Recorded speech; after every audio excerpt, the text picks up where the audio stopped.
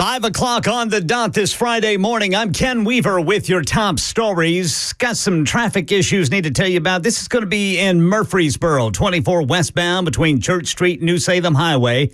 Paving work underway. Only one lane is open for now. And it's going to be hot today. Full forecast and traffic coming up in 5 minutes. Election 2024. CNN says its own poll shows 67% of debate watchers think former President Trump won the debate compared to 33% for President Biden. Here's Perry Russum. Democratic Party insiders privately expressing doubts about the future of Biden's campaign. One current Biden supporter responding to Biden's debate performance saying, "I am in a state of shock. He is diminished to an extent that has become undeniable." At one point during the debate, former President Trump asked about his age. I took 2 tests, cognitive tests. I aced them, both of them, as you know. We made it public. He took none. I'd like to see him take one, just one, a real easy one. Like go through the first 5 questions. He couldn't do it. This is ABC's political director, Rick Klein. Are there people that start to raise serious alarms in public settings? And does Biden himself do something to try to assuage those fears and those concerns? Stay with SuperTalk 99.7 WTN for in-depth analysis and reactions, starting with Dan Mandis right after traffic and weather. And right now in Nashville, body cam footage shows a stabbing suspect charging toward police officers yesterday morning at the Bellevue West Apartments. Shots fired! Shots fired! Shots fired! Shots fired! Drop the knife! 25-year-old Max Van Sickle allegedly just stabbed his brother. The TBI's investigating. Metro Nashville PD will also review the officer's actions to ensure they meet the department standards. Elsewhere in Nashville, investigators say there is no evidence that Nashville bars overserved Riley Strain, the 22-year-old college senior whose body was found in the Cumberland River 2 weeks after going missing while out with his fraternity brothers in downtown Nashville. The autopsy shows Strain's blood alcohol content was more than twice the legal limit for driving. He also had a legal form of THC in his system. Strain's death is classified as accidental and caused by drowning and intoxication. Market Numbers Report, brought to you by Beacon Capital Management, online at beaconcm.com. Here's Dave Packer. An up day, the Dow up 36 points, the S&P 500 gained 5, and the NASDAQ index up 54. An update from the government said the American economy expanded at a 1.4% annual pace from January through March. It's a slight upgrade, though the slowest quarterly growth since spring of 2022. A report backed data from previous economic reports that show consumers are getting squeezed by persistent inflation and high interest rates. Consumer spending grew at just a 1.5% rate. Walgreens announced worse third-quarter earnings than expectations and slashed its full-year profit outlook. The company chief says they'll be closing possibly hundreds of stores. What would be the nation's largest export terminal for liquefied natural gas has gotten the okay of a federal energy panel. Venture Global's project still needs Department of Energy approval, and the Biden administration's put a pause on such projects. All right, Dow futures up 35, S&P up 19, NASDAQ up 77. That's the latest news. Traffic and weather next. I'm Ken Weaver, WTN News.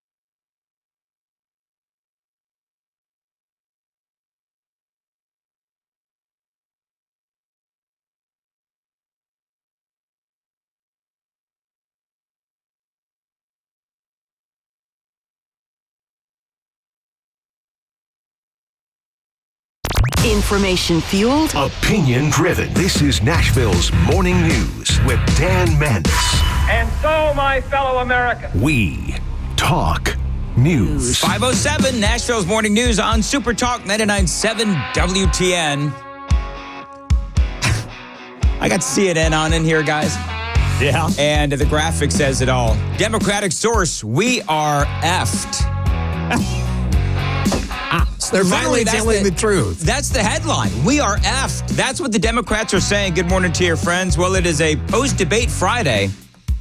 And last night's debate really was a confirmation of everything that Republicans and conservatives have been saying about Joe Biden for years. And so I think part of the story today has got to be that today you now have, on this post-debate Friday, you now have Republicans and conservatives saying, we told you so. And so I guess part of my question would be, did Democrats really believe that last night was their confirmation that Joe Biden should not be running not only this country, but he should not be running again? Was last night really their confirmation, or have they known this all along? They finally are coming out and saying what we have all known for a long time, that Joe Biden should not be running the country, and Joe Biden should certainly not be running again. I mean, last night, I don't know if you folks saw the debate. I don't know if you listened to it here on WTN, but it was like the pageantry and the anticipation, the breathless anticipation of what was going to happen. Joe Biden, Donald Trump going onto the stage. What is going to happen? Everybody wanted to know. And then Joe Biden spoke. I got to take a look at what I was left when I became president. And it was like, oh, my Lord. This was for conservatives, the first words out of that man's mouth. For conservatives, it was like, okay, we got this. What Mr. Trump left me. We had an economy that was in free fall. And we were at Hot Springs last night. And you could hear in the room this tremendous sort of gasp, like, oh, my Lord, where is Joe Biden's voice? The pandemic was so badly handled. Many people were dying. All he said was, it's not that serious. Just and then he starts the lies, of course. Inject a little bleach into your arm. You'll be all right. The economy collapsed. There were no jobs. Unemployment rate rose to 15%. It was terrible. And so what we had to do is try to put things back together again. And so that one little soundbite of the first really 25 or so seconds of Joe Biden's horrific debate performance, it shows you two things. That is sort of emblematic of the entire 90-minute performance of Joe Biden. Trump never said inject our bodies with bleach, and the economy was certainly not in free fall when Joe Biden came into office. As a matter of fact, the economy was roaring back. And so by and large, the debate could be defined as Joe Biden's voice was hoarse and weak. He lied or took issues completely out of context. And honestly, Donald Trump owned. And the jobs went down, and then they bounced back, and he's taking credit for bounce back jobs. You can't do that. He also said he inherited 9% inflation. No, he inherited almost no inflation, and it stayed that way for 14 months. And then it blew up under his leadership because they spent money like a bunch of people that didn't know what they were doing, and they don't know what they were doing. It was the worst, probably the worst administration in history. Donald Trump absolutely owned it last night. He absolutely owned it. He did everything that he needed to do. And I'm going to tell you, I was proud that Donald Trump is my candidate of choice. I felt that way last night as I was listening on the way home, and I really feel like that this morning. And here's the thing. We can fact check Donald Trump. We can fact check Joe Biden, and we will. But the bottom line is that we can all debate, whether or not the economy is good or bad, jobs are coming back, jobs are not coming back, who's responsible for the jobs. All of that can be debated. But you simply cannot debate what America saw last night, that Joe Biden is not fit to be president. And when Democrats, the headline from CNN, when Democrats say we are effed, I would say back to the Democrats, no, you're not effed. America is effed because Joe Biden is our president. And you Democrats knew that this man was in this mental shape. And you still said over and over again, oh, no, he's fine. No, he's not fine. And last night proved that Democrats have been lying for years about the mental condition of Joe Biden. And now we all know that the Democrats have been lying. Just like they lied about the border being closed when it was clearly open. Just like they lied about the Border Patrol whipping the Haitians. Just like they lied and called us all tinfoil hatters when we were saying that COVID came from that Chinese lab. I could go on and on. Just like we were told that we were conspiracy theorists when we were talking about the Hunter Biden laptop and they said that it was Russian disinformation. And we said, no, it isn't. It is credible. And now you can add to the list of lies that have proven, of course, that conservatives were correct when we have been saying all along that Joe Biden was not fit for president. Even the Democrats can no longer say or lie to the American people that Joe Biden is fit for office. I mean, Donald Trump was able to very surgically at times, basically debunk many of the things that Joe Biden has said over and over and over. For example, when Joe Biden once again regurgitated the story about why it is that he ran for president. What American president would ever say Nazis coming out of fields carrying torches, singing the same anti-Semitic bile, carrying swastikas were fine people? And so everybody knows. I could literally hear the entire nation eye-rolling at this because that has been debunked over and over again. And just a few days ago, Snopes finally came out and said that's a bunch of BS.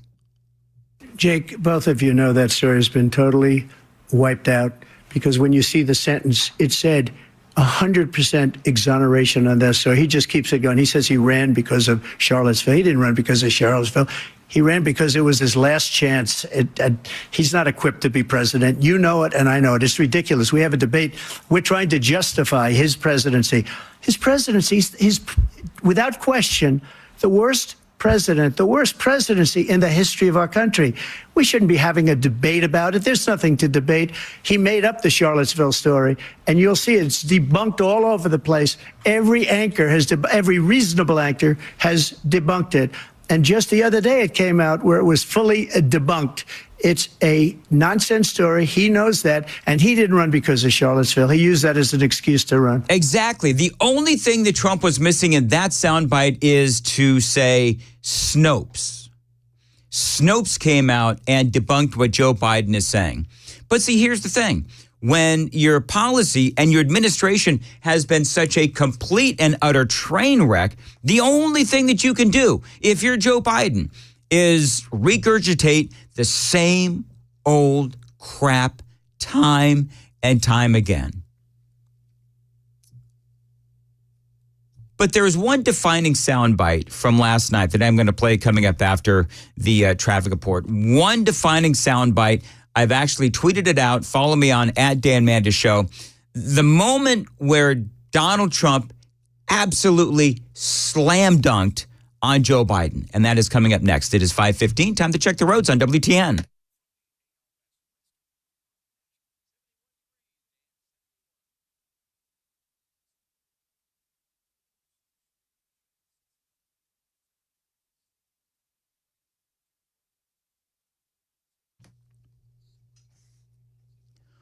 Mostly cloudy today, a high of 93. I believe it's probably going to feel like triple digits. Partly cloudy on Saturday, a high of 96. Slight chance for a thunderstorm on Sunday, a high of 93.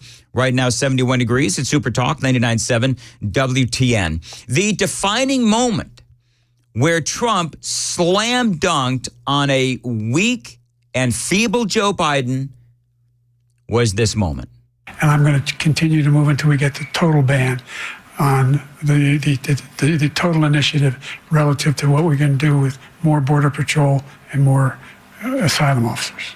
President Trump? I really don't know what he said at the end of that sentence. I don't think he knows what he said either. Look, we had the safest border in the history of our country. I mean, you could tell that Biden was completely lost. And he had several of those moments. I don't even remember one. And I will fully admit to you, I was unable to hear the entire debate, but I've been scanning through it. I heard probably 90% of it. But I don't really remember one moment where Joe Biden slam dunked on Donald Trump. I don't remember one. And so one of the things that I will say, first of all, right after the debate, CNN had a poll, a flash poll. Trump won the debate 67 to 33%. I want to know who those 33% are that believe that Joe Biden won the debate. CNN, Democratic sources saying we are effed. And again, there was one moment after another where Joe Biden's mind literally disintegrated. And so I think part of the big storyline here has got to be, because we all know that Joe Biden, it was not a good night for him or the Democrat Party. But I think part of the storyline here, at least for yours truly, is the fact that this morning we can talk about how last night proves that the Democrats have been knowingly lying to us all along, gaslighting the American people, gaslighting you, because they have been telling us for how long now? Oh, everything is fine with Joe Biden. Well, last night, even Joy Reid, even Van Jones, even Nicole Wallace, even John King, even Aaron Burnett and Chris Wallace, all of them had to admit that Joe Biden was a complete and utter train wreck. We'll start with Joy Reid. My phone really never stopped buzzing throughout. And the universal reaction was somewhere approaching panic. The people who were texting with me were very concerned about President Biden seeming extremely feeble, seeming extremely weak. That's because he was. So that's Joy Reid. And again, the reason I'm playing this, obviously, is because they had no choice. There was no spin possible that would say that Joe Biden had a good night last night. There's no way to spin it. Here's Nicole Wallace. And there is a conversation happening inside Biden's circle, and certainly a much more frank conversation happening inside the Democratic coalition. And I think there will be stories of a lot of concern about the performance tonight. And I think when you say conversations happening, what do you mean? I think people are talking. I think the conversations range from whether he should be in this race tomorrow morning to what was wrong with him. I mean, he has a cold. Oh, stop it. What's wrong with him? He has a cold. Yeah, when I heard that this morning, I just shook That's my what it head. was, White House. That's what it was, Nicole Wallace. He had a cold. More gaslighting. This is Van Jones. He didn't do well at all. He did not do well at all. And he looked, I'll give you the analysis, you kind of have the old man versus the con man. I can walk you through how I'm supposed to see it and say it, but I just want to speak from my heart. I love that guy. That's a good man. He loves his country. He's doing the best that he can. But he had a test to meet tonight to restore confidence of the country and of the base, and he failed to do that.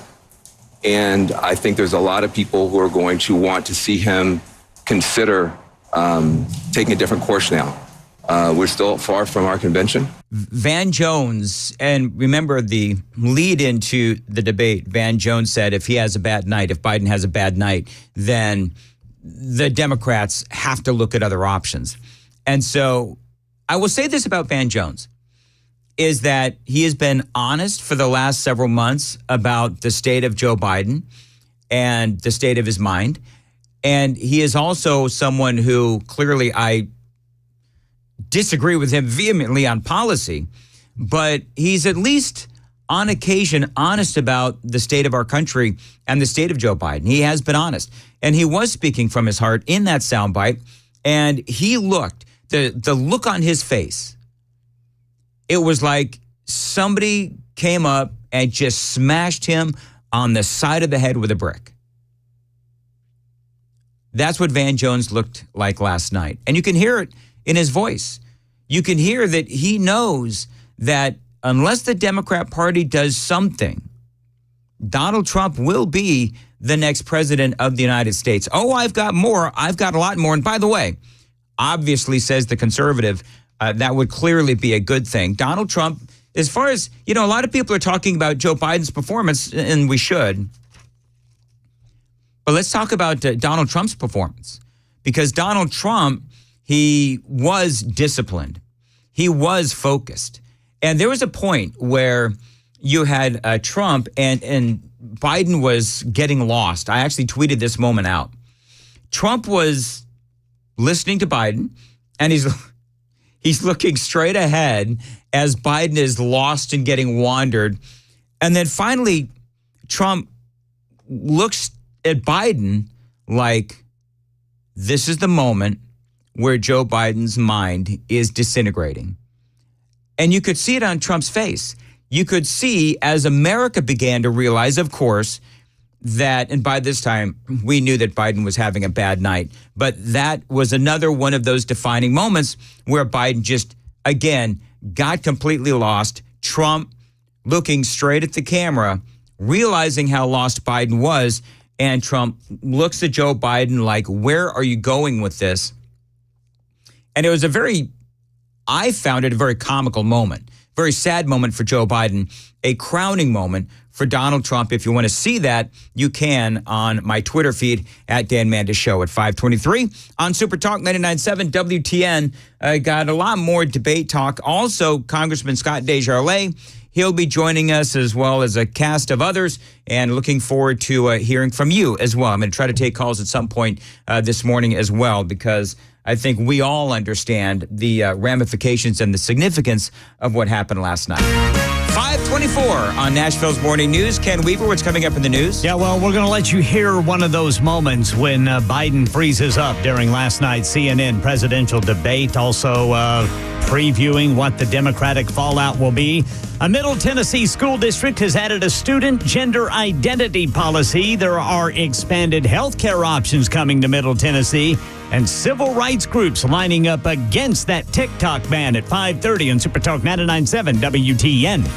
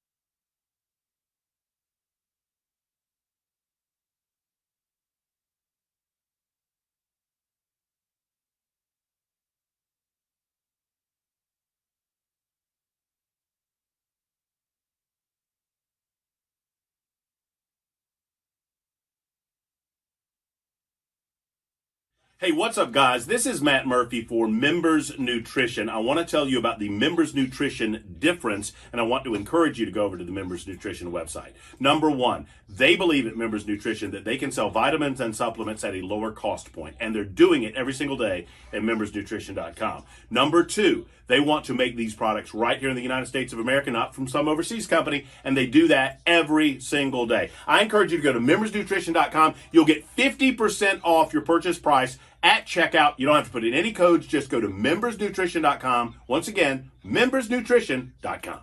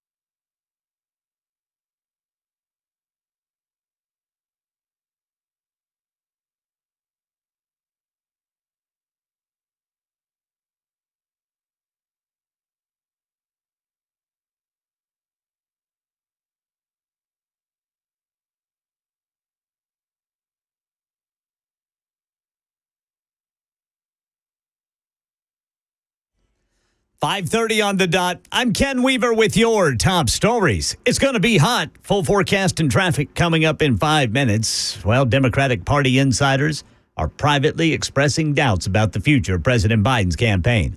One current Biden supporter responding to Biden's debate performance last night saying, quote, "I am in a state of shock. He is diminished to an extent that has become undeniable." Here's one remarkable moment between CNN moderator Jake Tapper and Biden. Making sure that we're able to make every single solitary person eligible for what I've been able to do with the COVID. With dealing with everything we have to do with.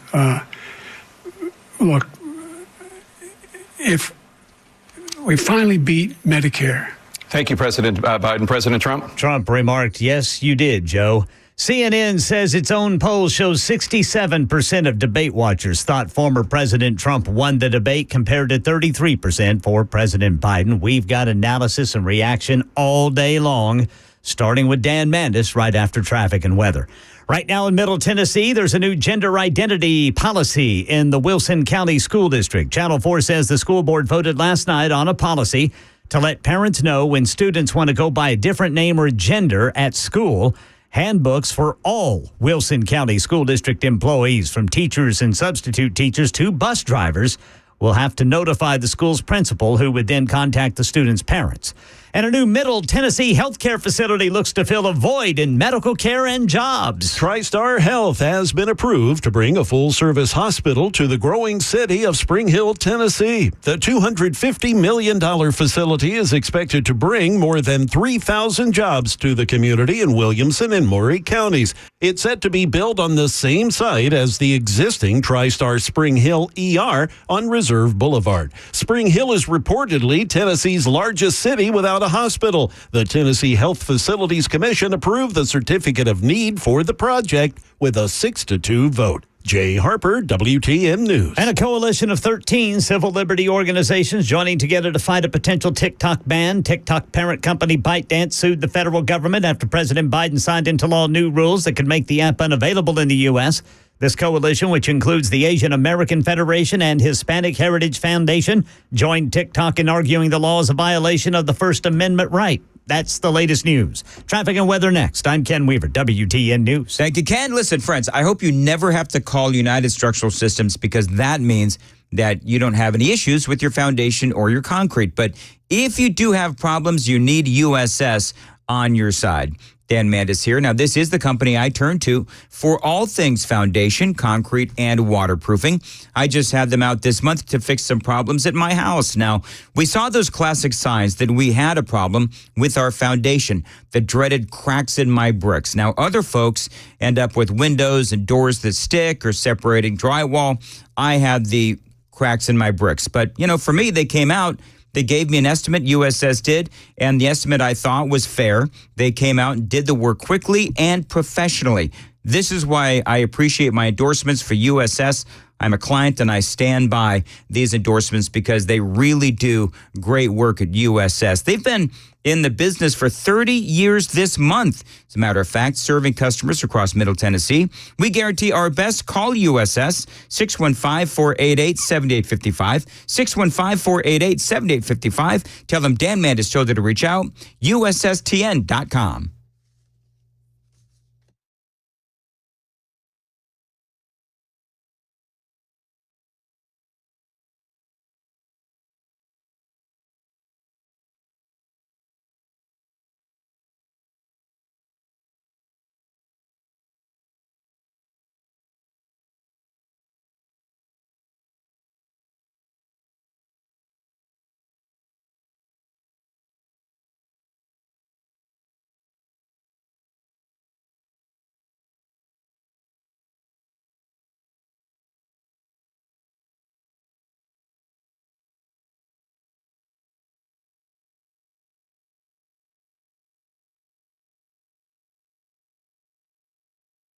Hey, it's Dan Mandis, and I am so glad that California Closets has fixed my closet catastrophe. After exact measuring and planning, they came over and got to work. Yeah, once it was all plotted out on their 3D CAD system, the pieces are measured, cut, and precisely installed into my space. It was clean, fast, and professional, and above all, my new closets look and function great. Now, this was my dormer, and now this is my new dormer thanks to California Closets. Look at all of this added space for shirts and shoes, you name it, and it is cut so precisely, simply amazing. And my old closet that has now been reborn as the ultimate in style and functionability, making the best use of the space that I had. They can work on just about anything: bedrooms, garages, home offices, closets, pantries, and so much more. Find them online, CaliforniaClosets.com, and see what they can do for you. You can schedule a free design consultation. Mention my name, CaliforniaClosets.com.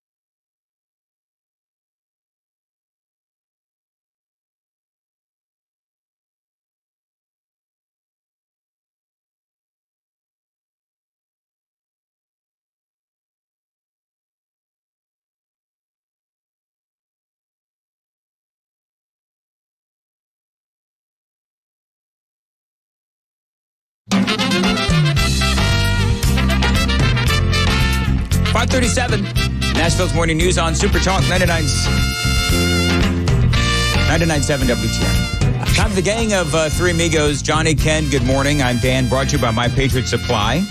Good morning, boys. Good morning. At preparewithmandis.com. Mandis meals. I'm laughing because if you were watching Super Talk TV, I think my face was like a Biden face of surprise that we were coming back. Just because I was so engrossed in some of the material that people are sending me this morning. Don't forget, you can always send me stuff, Dan at 997WTN.com. I'm also on social media at Dan Mandis Show on Twitter. A lot of people sending me stuff to there, Facebook as well. But I want to play this one audio bite, and then I want to talk a little bit about the event last night, which was incredible. So this was, I don't know if this was the best or the worst part of the debate, where they started arguing over their golf game. Look, I'd be happy to have a driving contest with him. I got my handicap, which when I was vice president, down to a 6. But by the way, I told you before, I'm happy to play golf if you carry your own bag. Trump is laughing at this Think point. you can do it? That's the biggest lie that he's a 6 handicap of all. I was an 8 handicap. 8. But I had, you know how many? I've seen you swing. I know you swing. Let's not act like children. President Trump, we're going to 21 Let's not act like children. You are to a a child. specific. I love that when Donald Trump is the one that says, let's not act like children. Wow. See, I went to bed before that happened. That was toward the end. I really only needed to see the first 30 minutes. I was only interested in what they were going to do with the economy and immigration. Yeah. And I'm telling you, in that first 30 minutes, it was over. Do you know, I didn't realize that a death rattle could last 90 minutes.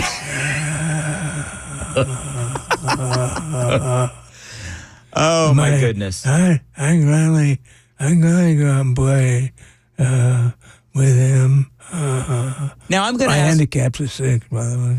Now, what was the whole thing about if Trump will carry his own bag? I would like to see Joe Biden carry his bag as opposed to tripping over it. Well, he can barely keep his aviators on. Or try to shake hands with his bag. Start talking to his bag. Yeah. So this morning, I'm coming in here, I'm looking at our network to try to, figure out what I'm going to put together. Yeah. As far as the news is concerned, ABC News has provided me no sound whatsoever from the economic and immigration portions of the debate. Of course not. Why would they, Ken? Why would they? It's exactly. ABC. And just so you folks know, one of the biggest questions I'm always asked at our debates is, or our parties, our events, is why do you carry ABC News? I know. I have to answer that. Yeah. What do you say, Ken? I'm going to tell you what I say. Yeah. Because they make us. There's no other way to say it. Right. I mean, and I'm no longer the PD, but I mean, there are certain things that are out of our control. Yeah, this is and a that's corporate one of them. decision. Yeah, it's a corporate decision. And there have been times, I loved when, John, you probably remember this, when somebody called in sick, and Phil Valentine decided, you know what, I'm just not going to run ABC News. Yeah, he did. And you know what? There are several times during the midday when I just decided, you know what, I'm going to take a cue from Phil. Yeah. And I stopped running it too. But it is a corporate thing. And for us here, here's what I will say is I am, as we often like to make fun of, corporate and the corner office and all that. It's all in good fun. Right. We are incredibly supported by our company. Oh, absolutely. Like we really are. Yeah, So I've got a great software that I am very appreciative of. Yeah. It makes my job a lot easier. Yeah, and they allow us to be live and local 5A, 7P. So, Yeah. I mean, listen, they invest heavily in the company. Yeah. And so as, broadcasters, we have to pick our battles. And, ABC, I learned years ago I was not going to win that battle. Yeah, I mean, come on. The economy and immigration are the big, these are the issues. Yes, they are. Could they at least try to, provide some semblance of fair and balanced coverage. Right. No. I mean, I'm surprised they gave me that cut where Biden, for some reason, started talking about how he beat Medicare. Yes. I'm surprised they gave me that cut. Yeah, and I loved Trump's response. And I think you played Biden's portion, and then Trump said something like, you sure did. You sure did, Joe. You sure did, Joe. And, and then he talked about the millions of illegal immigrants that he has allowed into the country that are living in hotels, that are getting benefits. Mm-hmm. Mm-hmm. Hey, can I ask you, I want to play this audio bite. I tweeted this video out. Is this real? When we came on, I was laughing because I had not seen this until moments ago. So this is apparently, and people are actually asking, is this real? This cannot possibly be real. This has to be AI. Jill Biden up on a stage with Joe Biden. Yeah. And this is what happened. Look, I'd be happy to have. Oh, that's not it. Hold on. Stand by. It is this. Joe, you did such a great job. You answered every question. You knew all the facts. And let me ask the crowd, what did Trump do? Why? Is that real? Like, it's... Where is that? It's all over the internet. I thought they were at a Waffle House after the debate. See, that's the thing. I don't know. I'm just going to tell you, folks, it looks suspicious. I've had a number of people send that to me, and the video's there, and it looks like legit, and I don't know if it's AI. Joe himself looks rather ridiculous because it's like somebody said on Twitter, it's like Biden is waiting for his juice box. Maybe Atlanta has super Waffle Houses. Maybe they do. Maybe they do. Maybe it was, maybe it was a Waffle House where they could, do all kinds of. Maybe it was a Waffle House / Walmart. Maybe that's what it was. And here's what. Can I tell you why I'm suspicious?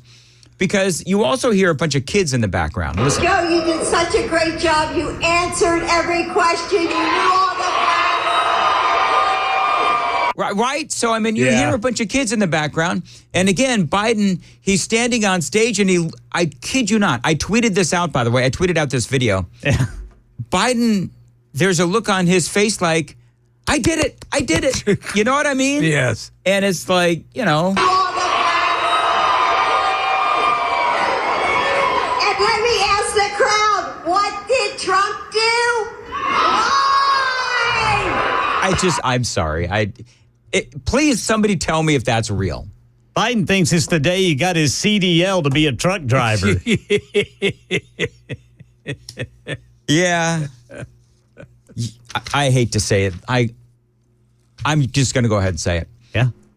The look on Biden's face is the look of a 5-year-old who finally made a poopy in the toilet. I didn't poopy my pants. Let me tell you something. If it takes him until 5, that's a problem. Yeah, that is a problem. Well, listen, how old that is would Joe really now? be a sad state of affairs. Moving right. I don't know. Whatever. Yeah. Anyway, the event last night. Can we just talk about that for a second? That was awesome. What a great event. Fun. Thank I think you two every for event showing should up. be in Murfreesboro. I'm going to say that right now. Sure, and 5 minutes from your house, Ken.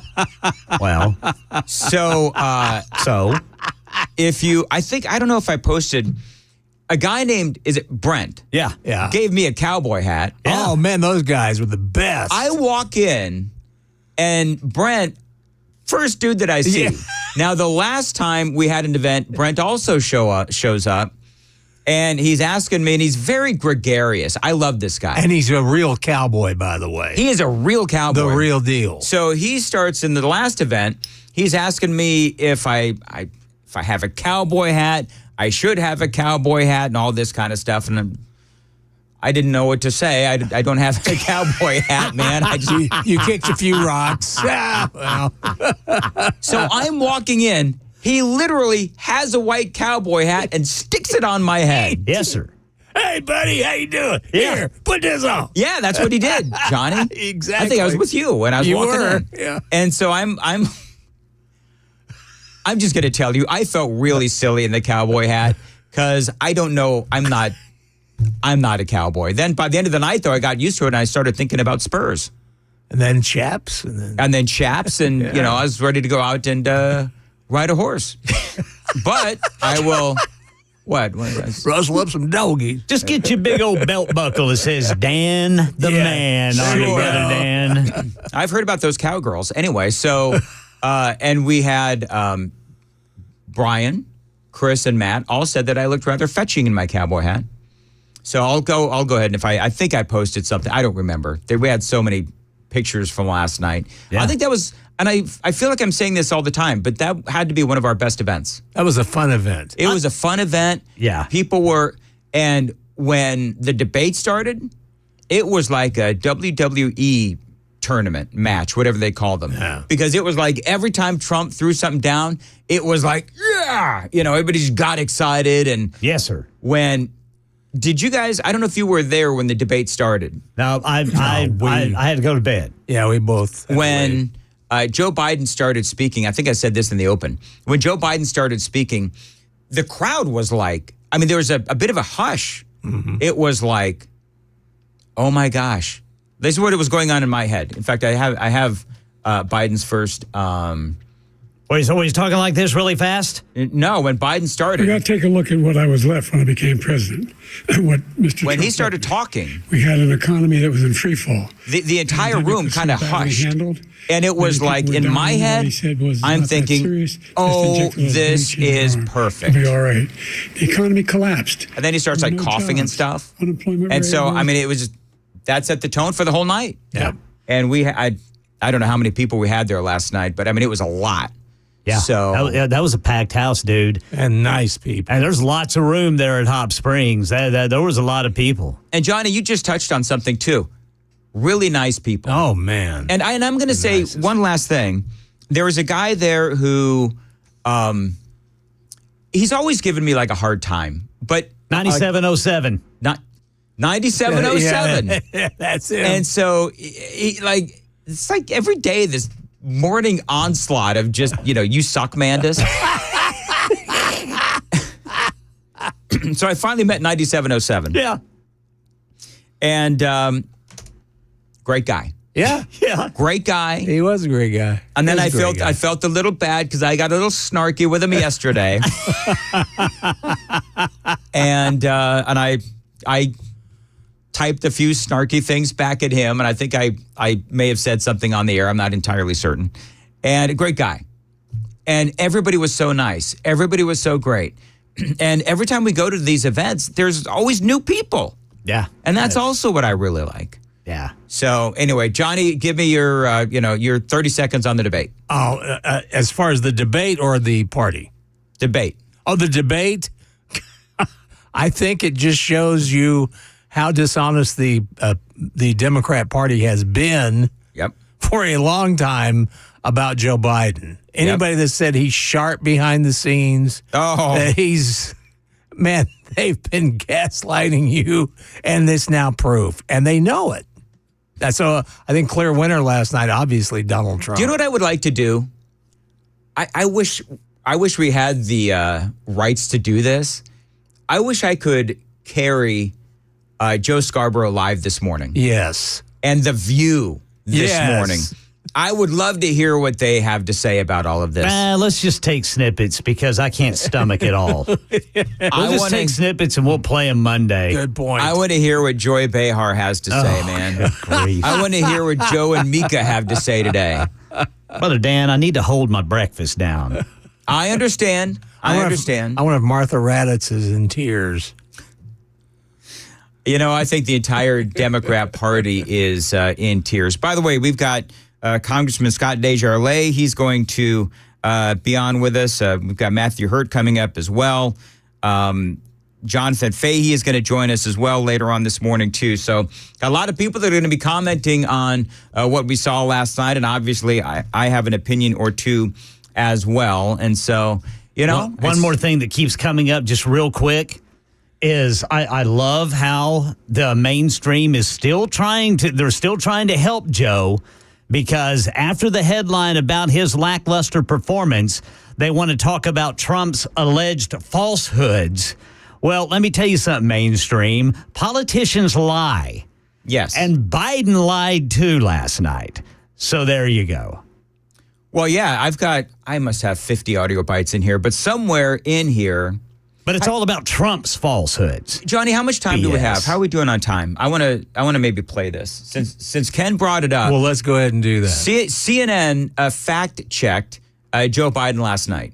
Some of them. He said he's the only president in a while who didn't have any troops dying anywhere in the world. Troops have, of course, died on his watch. He said he's put in a $15 per shot cap on insulin and Medicare. It's a $35 a month cap. He said it's a $200 cap on overall drug spending in Medicare. It's $2,000 a year. He said the border now has fewer crossings than when Trump was in office. That's generally not true. He said, or at least strongly suggested, unemployment was at 15% when he took office. It was actually 6.4. He said Trump wants to get rid of Social Security. Trump doesn't. He said billionaires pay 8.2% in taxes. It's much higher. He said Trump told Americans to inject bleach amid COVID. We know Trump made foolish comments about scientists studying disinfectant injection, but didn't frame it as advice to people. And Biden said the Border Patrol endorsed him. No, its union supported the border bill he supported, never endorsed him himself. I mean, obliterates. It goes on and on. Exactly. Obliterates Joe Biden. Biden lied every time he spoke last night.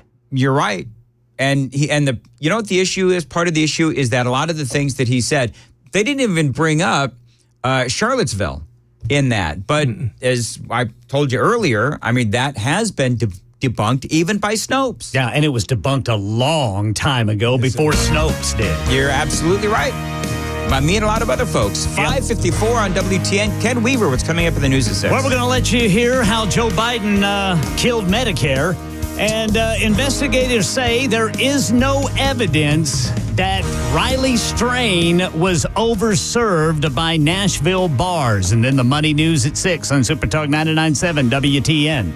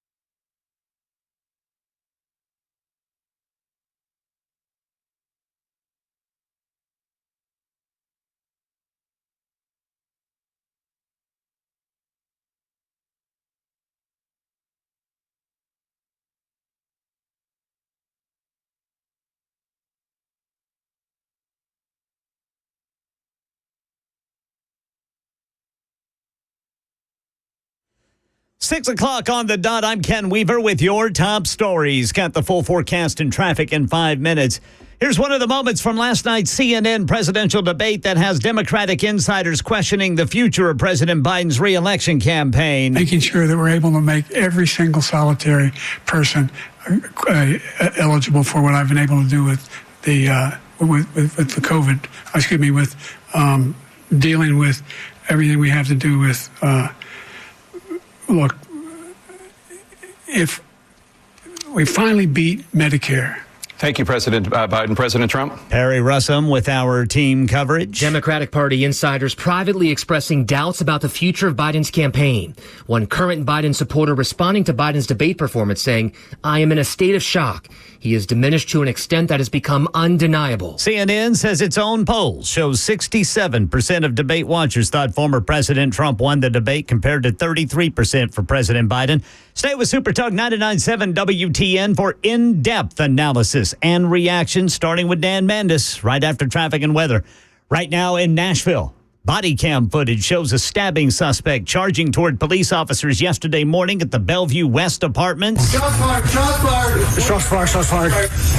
25-year-old Max Van Sickle had allegedly just stabbed his brother. The TBI is investigating. Metro Police will also be reviewing the officer's actions to ensure they meet the department standards.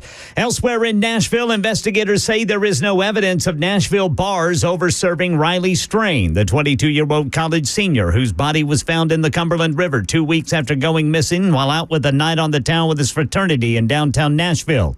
The autopsy shows Strain's blood alcohol content was more than twice the legal limit for driving. He had a legal form of THC in his system. Strain's death classified as accidental and caused by drowning and intoxication. Market Numbers Report brought to you by Beacon Capital Management, online at beaconcm.com. Here's Jim Ryan. A muted day of trade left stocks with little to show for it. The Dow Jones picked up 36 points yesterday to finish the session at 39,164. The S&P rose a fraction. The Nasdaq Composite gained 0.3%. After the closing bell, shares in Nike fell 12% after the athletic retailer disappointed investors by cutting its full-year guidance. Shares in Foot Locker, one of Nike's biggest distributors, fell 5% in response after hours. Later today, the core Personal Consumption Expenditures Price Index is released. The PCE is the Federal Reserve's favored gauge of inflation. It's expected to be flat from April to May and 2.5% higher from a year ago. One thing is certain, prices for prescription medications have gone way up. Drug savings company GoodRx says drug prices have soared 37% since 2014, easily outpacing inflation. The company says the average prescription is $16.26 out of pocket. All right, Dow futures up 33, S&P up 19, NASDAQ up 80. That's the latest news. Traffic and weather next. I'm Ken Weaver, WTN News.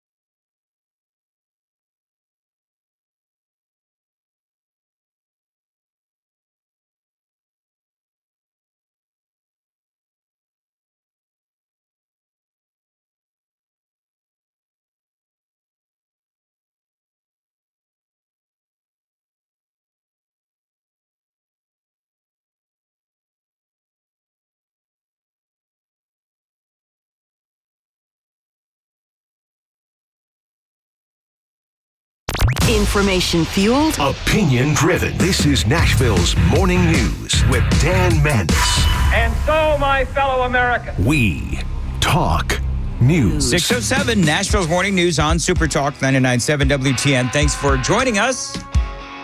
Post-debate Friday, and I hope you're having a great morning so far. There are so many things I want to speak to Matthew Hurt about. He's on the phone, our grassroots political analyst.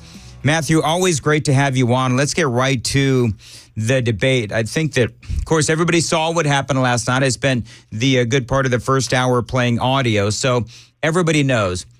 Here's my question for you. From a strategic standpoint, if you're a conservative, is this morning actually a moment for alarm bells for conservatives? And here's what I mean by that. You have all of these Democrats that are saying Joe must go. That means that Trump could be facing someone else, whether it is Wes Moore out of Maryland or Gavin Newsom out of California. Is that a concern for conservatives? Dan, it's great to be with you. Joe Biden really needed Jamal Bowman to pull a fire alarm last night, and Jamal Bowman was nowhere to be found. I am pretty conservative on whether or not a party can switch its nominee out this late in the game. The rules do not allow for something like this. I saw a really great tweet this morning. Every target Democratic senator needs to be asked if they're going to accept the results of their state's primary or if they're going to deny and undermine democracy. And that's really what we're talking about at this point.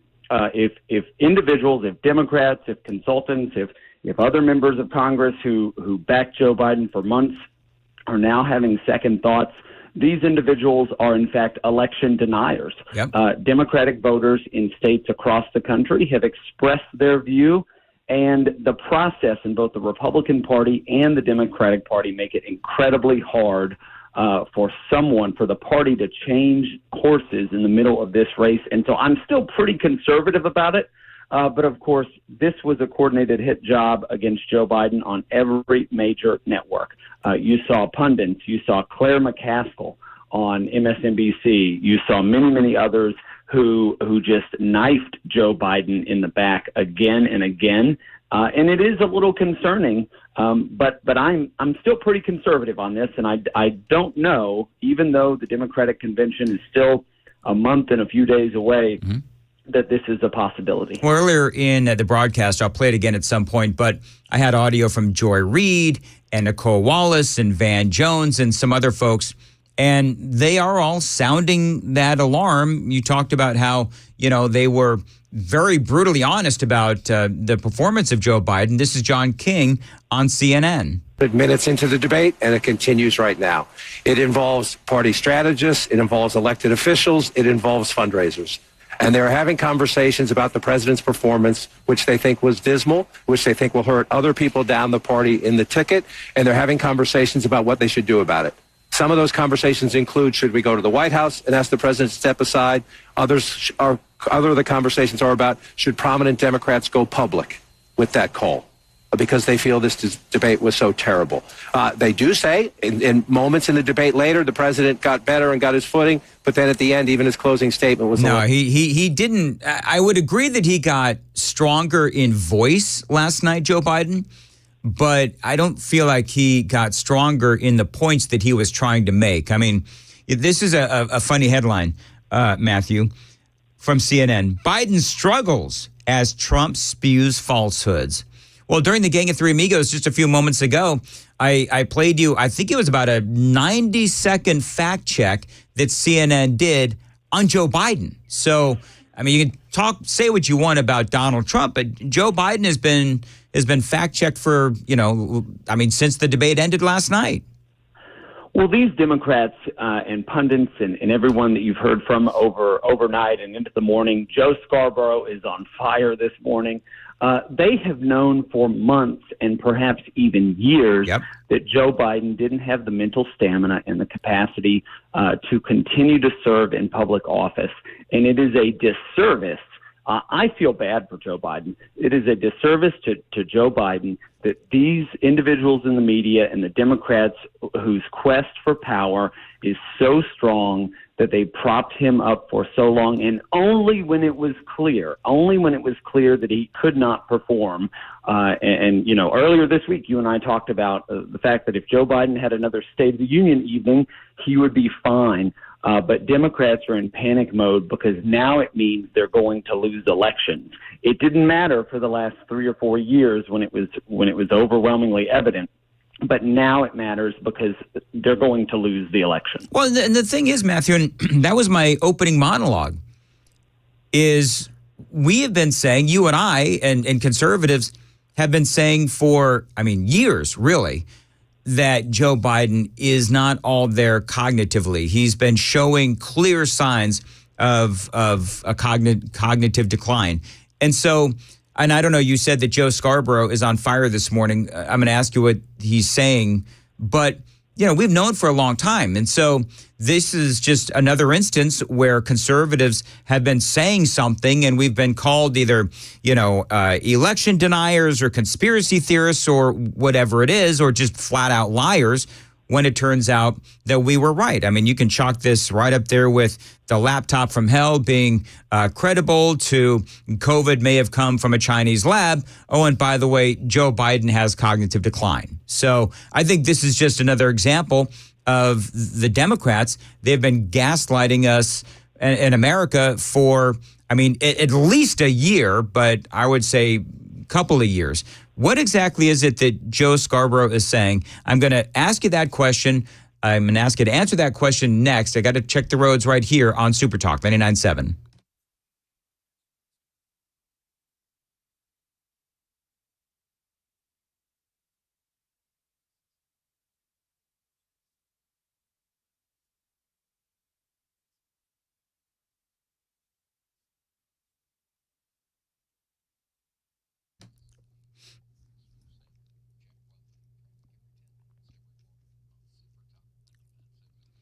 Thank you very much. Mostly cloudy today, a high of 93, partly cloudy on Saturday, a high of 96. Slight chance for a thunderstorm on Sunday, and a high of 93 right now, 71 at WTN. Matthew Hurt, a grassroots political analyst for Nashville's Morning News, is joining us on the Newsmaker hotline. And you mentioned that Joe Scarborough is on fire this morning. I have so much audio, I didn't have time to go back and find the audio that I played a few days ago where Joe Scarborough was talking about how great Joe Biden was and how this is the best that Joe Biden has ever been. He actually said that. He and Mika said that just days ago. So I'm curious as to what he has to say for himself now. So this morning there was about a 10-minute monologue, much like Van Jones, Joe Scarborough eulogizing Joe Biden, saying, quote, he tragically did not rise to the occasion last night. You can see it in his body language. You can see it in Mika's face and her body language. It is like the wind was just taken right out of them, and this is what we're going to see for days. There's a communications professional for the member of Congress in my district. The congressman is Don Beyer, and he is still out to lunch on this. He used a bunch of quotes about previous debates and how this is going to be okay, but we have not seen a performance like this from any president or candidate for president, and this is going to stick with the American people. When the CNN flash poll says 67% of respondents think Donald Trump won the debate, that is significant, and I think Donald Trump did very well. He did not shout into a muted mic. His answers were thoughtful and thorough and measured, and his tone was good, and I think he really came off in a way that would resonate with people when you put them side by side and you ask an honest American who is fit for office. They cannot say Joe Biden, and they have to say that Donald Trump gave, and I'll apologize, gave one hell of a debate performance last night. He did, and you're right. He was measured. I think the big word that I would utilize is disciplined. I mean, Donald Trump was definitely disciplined. This is the front page of, at least it was a couple of hours ago, from Drudge. Operation Replace Biden. How to replace the president with 130 days to go. The New York Post, Biden's candidacy in doubt after weak frozen debate performance against Trump leaves Dems in aggressive panic. And I think you were talking about how you're not sure that they can replace Joe Biden at this point. It's up for debate about what can happen at the convention. Could Joe Biden step down? Obviously, he could step down, and then they got to deal with Kamala Harris, right? Not exactly. And, if I'm going to start a punk rock band, I'm going to call it Aggressive Panic. Actually, that's pretty good, isn't it? What is going to be frustrating for Kamala Harris and for black women who make up a significant percentage of the enthusiasm in the Democratic Party is that she will 100% not be the person that they select. If there is a situation, we get to the Democratic Convention in a month and in a few days, she is not going to be the one. Gavin Newsom was interviewed last night dozens of times. He had this devilish grin on his face. There are many, many other, I would say, strong Democrats, strong in their own way, who party leaders could select in a situation like this.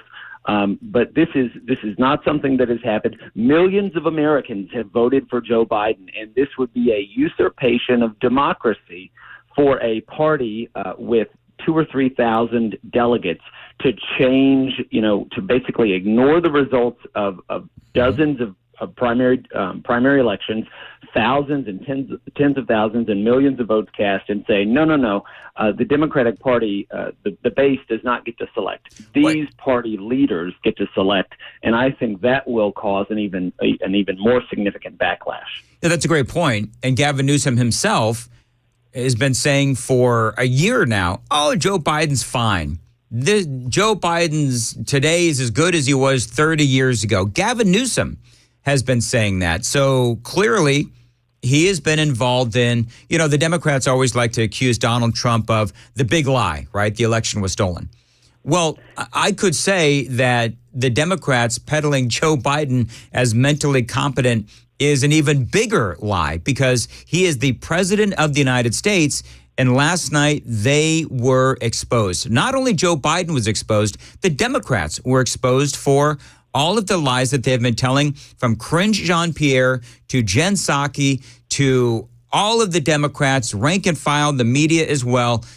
America found out just how bad they've been lying. We, of course, you and I, Matthew Hurt, and all of us listening, we've known for a long time this has been going on. I want to play you this audio bite.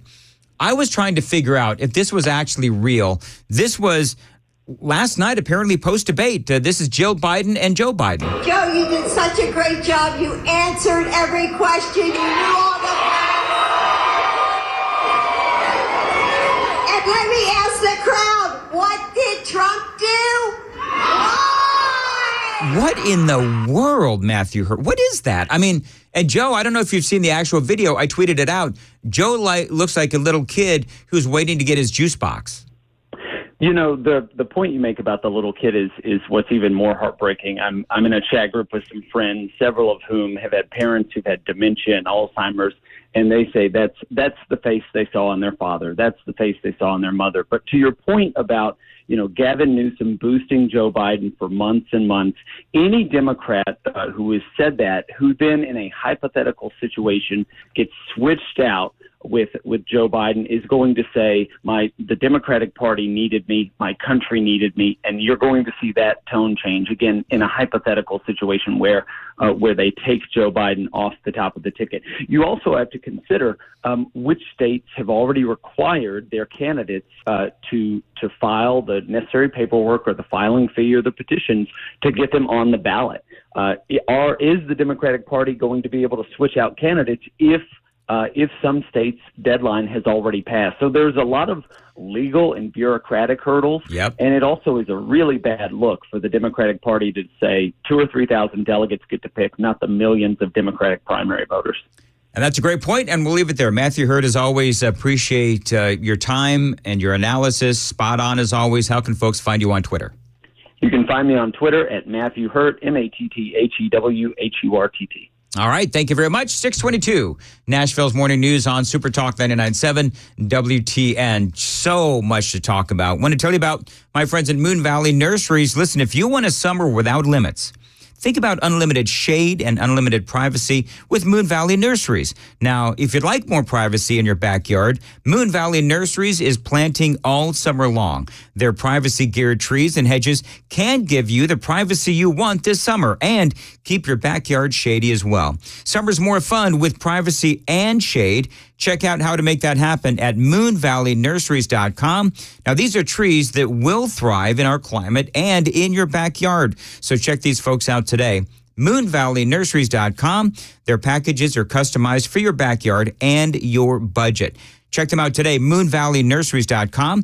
And here's the deal. If you're not sure what to do in your backyard, but you know that you need to do something, check them out online. They've got some great ideas for privacy, shade, and your overall comfort. moonvalleynurseries.com, moonvalleynurseries.com. It is 6:23 on Nashville's Morning News. Ken Weaver, what's coming up in the news? Well, we're waiting to see how Tennesseans might be impacted after a major pharmacy chain says it's going to start closing stores at 6:30 on Super Talk 99.7 WTN.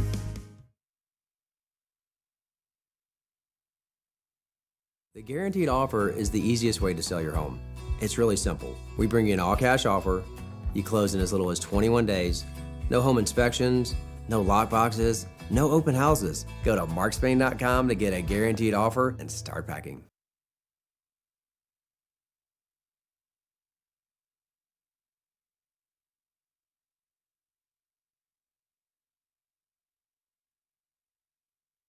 I do everything from scrubbing cages to asking people for donations to answering the phones and helping facilitate getting animals to the rehab. I'm there on the weekends up there taking care of animals with the team. You got a great team there. It's a small team, but a great team that works together. And Well, I started about 20 years ago. My dear friend Carol Burgess founded Harmony in Fairview. Okay. And we decided to reopen it in West Nashville. And we are rocking along. Lots of animals. One of the primary calls that we get are, I found a bird, it's on the ground, what do I do? And in most situations, you should let it alone unless there's an imminent danger to that animal, because the parents are helping it and feeding it, and it just needs a couple of scary days on the ground until it gets back up into flight. What about bunnies, Melody? Can we give advice about bunnies? The bunnies, they're just the sweetest, most innocent creatures, and we just see the worst things happen to them. Cats, dogs, lawnmowers, weed whackers. In most cases, if the animals aren't injured, if you can put the rabbits back, that's always better to be with the mother rabbit than to come to us. All the storms that have been coming through and just destroying nests, and a lot of babies will be found on the ground. Re-nesting is possible and preferable. You play the video calls and you put the baby near where they found it, and the mama will actually come down and pick it up and then bring it back. Oh, nice. Isn't that cool? Nice.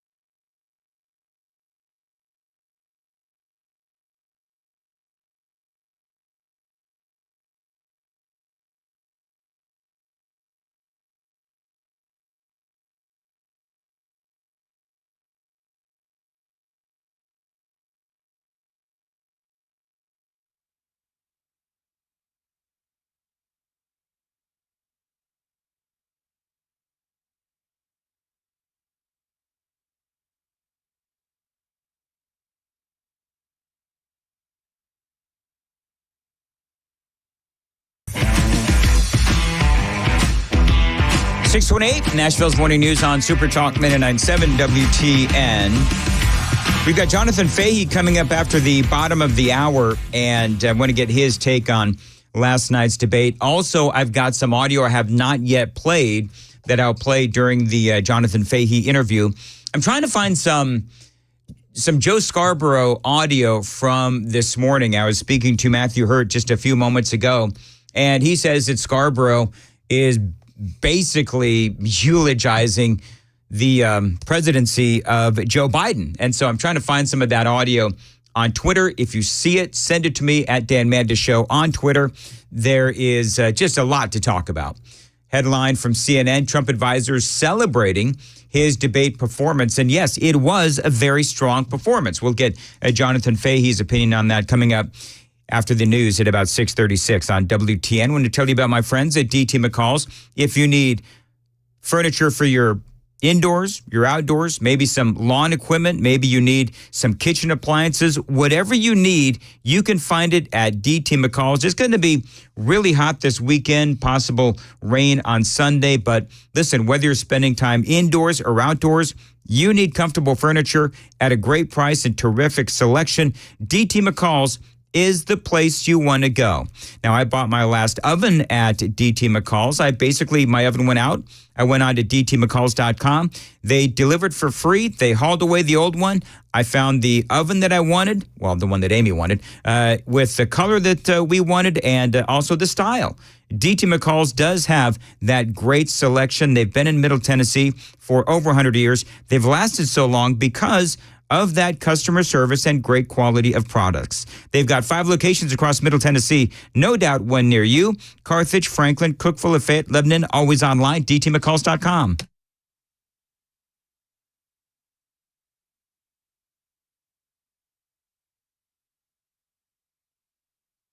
.30 on the dot this Friday morning. I'm Ken Weaver with your top stories. It's going to be hot. We'll tell you about it during the full forecast and traffic in 5 minutes.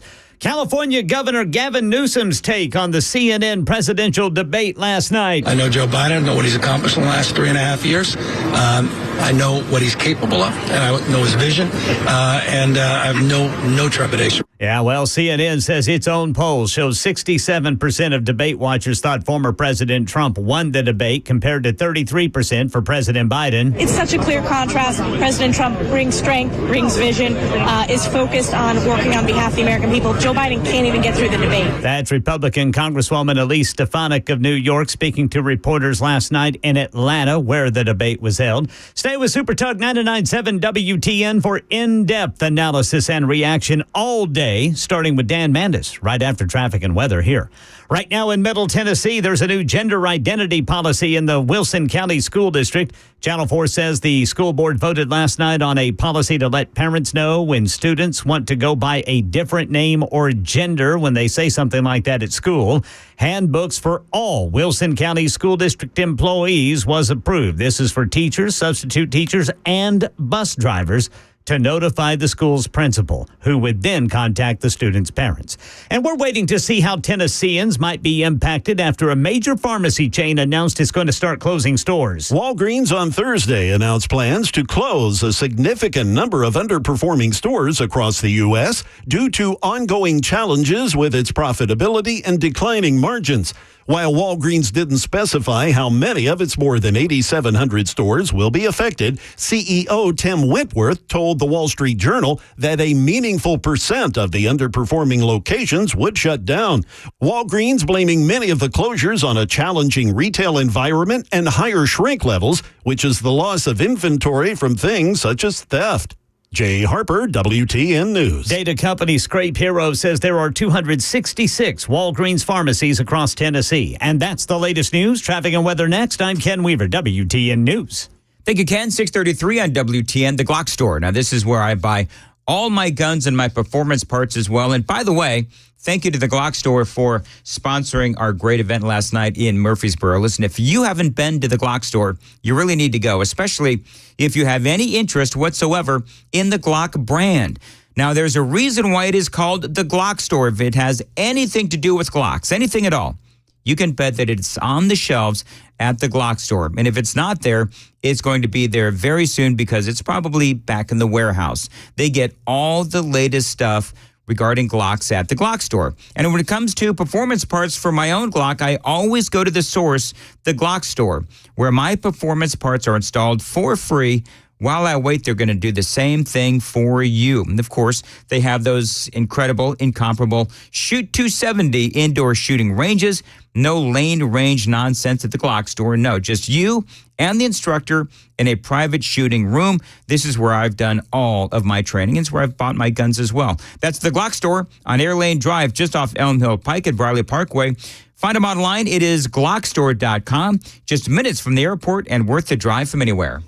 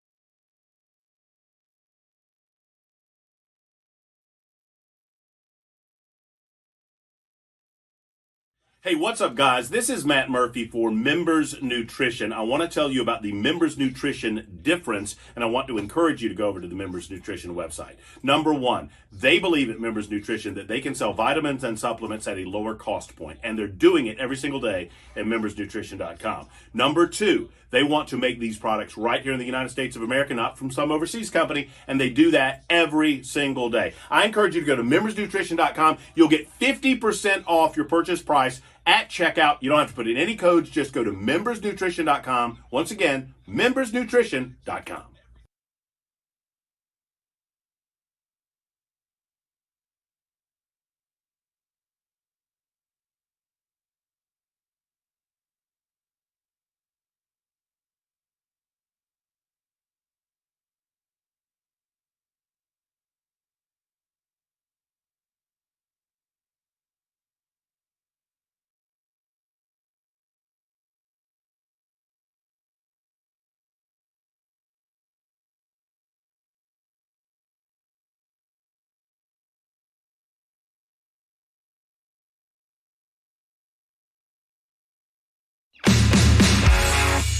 .638, Nashville's Morning News on Super Talk 99.7 WTN. Thank you for joining us. It is the Friday after debate night.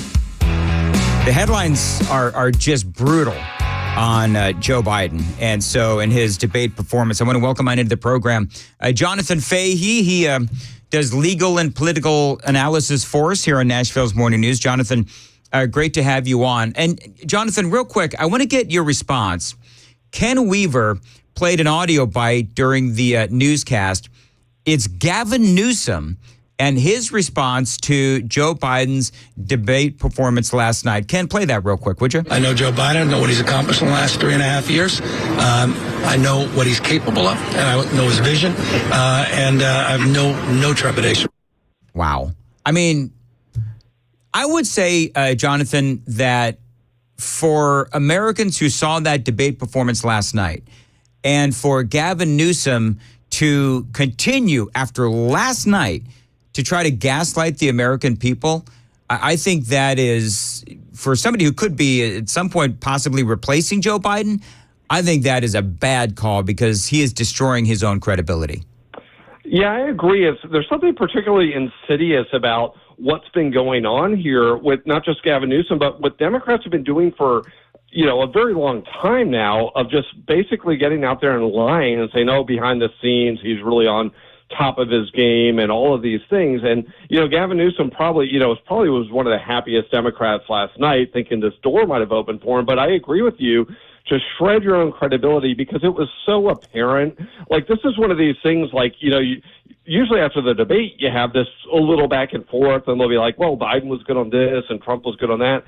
Really, there's no takeaway the Democrats can possibly have other than he was just dreadful, and everything people have been saying about him from our side of the aisle has been proven to be true, that he's totally inept, has no idea what's going on. This is some sort of cruel game that is being played on the American people. And, when they talk about democracy on the ballot, well, it's like democracy is on the ballot if you vote for Joe Biden because we have no idea who the actual president will be, and we don't know who it is now. So It's like whoever's running the country wasn't voted for. No one voted for Jill Biden. No one voted for some staffer, but clearly Joe Biden isn't capable of doing much of anything anymore. That was just so dreadful. But I totally agree with you. To put people out on your behalf to lie for you for a long time, that really shows a lack of character on Joe Biden's part. It just or his surrounders. And Jonathan, if I may, it's a lack of character from the Democrat Party. I mean, my opening monologue at 5:00 was that, all right, so Biden had a terrible performance, but we have all known on our side, as you just said, what has been going on with Joe Biden's declining mental capacity. And so for us, this is, as I've said a number of times this morning, this is yet another moment where we conservatives have been proven right, just like the COVID came from a Chinese lab and the laptop from hell. We've been right about all of these things. And so this is just another lie that we have now been proven correct on. And so this isn't just a lie from Joe Biden and Jill Biden. This is a lie from the entire Democrat Party. And by the way, the media as well. And exactly, because they know what's going on. Oh, right. I don't know about you, and I'll let you. I'm going to play you a couple of sound bites, and I want to get your opinion on it. I don't know if you heard Joy Reid last night amongst the Democrats, but my phone really never stopped buzzing throughout, and the universal reaction was somewhere approaching panic. The people who were texting with me were very concerned about President Biden seeming extremely feeble, seeming extremely weak. Again, okay, so now you're just seeing this Joy Reid after a year and a half of telling us that everything was fine with Joe Biden? Yeah, it's pretty amazing. And, the Joe Scarborough quote that I've seen a lot on Twitter recently of him just saying how Biden is on top of his game or whatever type of thing he was saying, it's just so laughable. And it's really, it just shows how bad, I don't know if they're considered the mainstream media, but the mainstream media should be on top of this because his capacity to do the job is highly relevant, and it's almost something that never, ever gets covered, and everything that, everything is just treated as like a little gaffe here or gaffe there type of thing, as opposed to like, this is a major problem, and we all know this. If he worked down the hall from us, people would talk to him about retiring. If he was a relative, we'd be taking the keys away, and everyone knows this. It was embarrassing to put him out there, and I don't want to say I feel sorry for him because I don't. He's certainly part of this, but you would think people around him that love him would spare him the embarrassment because that was just, I don't think I've ever seen, I don't watch like a lot of local political debates, but I don't think on any level I have seen a debate performance this bad for any office. It was laughable. And to think he had the highest level people around him for 6 days doing nothing but prepare him for a debate, which relates directly to what he supposedly does on a day-to-day basis. I mean, this should, he should be able to knock these questions out of the park, or at least give substantive and real answers. And it was just a complete and utter mess. And, we talked about this before. It's like, Biden, the only thing he can even do at this point is personal attacks and things like that. And it's just, I think the American people don't want, Charlottesville and saying Nazi 20 times and other things like that. And that's all he seems to be capable of at this point. And it's just so pathetic. And it's probably a good thing for the Democratic Party that this happened now, and maybe this was the design, right, to put this here so they could find a way to get rid of him. And hopefully, on their end of it, they're probably figuring, how do we talk him and Jill out of this, continued embarrassment, because there's no way he can get reelected. I think after the American people saw this, and the media now has been exposed, so they can't not cover this. So it'll be kind of interesting in the next, month and a half or so before their convention, what they do, what the maneuvering is. But I'm sure Gavin Newsom's in the mix. Hillary Clinton is probably quite happy. Kamala Harris is probably mad because she knows they're going to try to pick somebody that's not her, because she's just, and she's probably the reason he hasn't been replaced at this point. No one could figure out a graceful way to do that. They can't say, hey, we'll give you the job, whatever, ambassador to the South Pole or something like that. She won't fall for that. So it's like, what do they do with her? And that's always been the conundrum. 6:45. I got more with Jonathan Fahey coming up. Time to check the roads on WTN.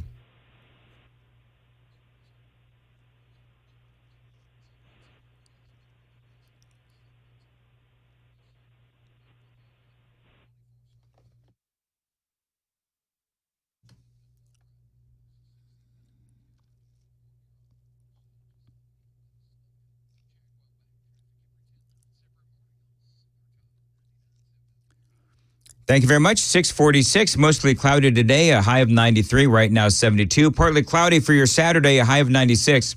Slight chance for a thunderstorm on Sunday and a high of 93. And again, 72 now at WTN. Jonathan Fahey is joining us. Jonathan, you mentioned how people don't want to hear about, Charlottesville and all of these things that Joe Biden has been talking about for so long, which, as you know, was debunked last week via Snopes. And again, this is something Republicans and conservatives have been talking about for a long time, where that is another example of another big lie that the Democrats have been saying, and Joe Biden saying that, Charlottesville was why he decided to run for the presidency, and the whole thing was nothing but a lie. That was brought up last night. I'll play that audio coming up in the 7 o'clock hour.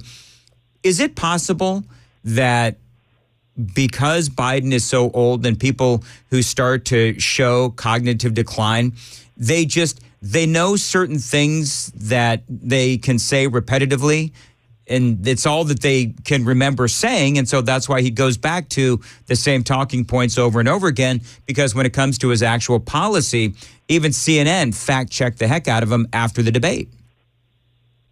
Yeah, he can't really. Yeah, he goes back to that, and that's one of the other things we talked about. All they have are these a couple issues that are maybe arguably favorable to them, and then he's got to hit this racial division and that type of stuff. But yeah, the Charlottesville thing has been, everyone that's ever listened to the clip has known it's not been true, and the media's let him get away with it.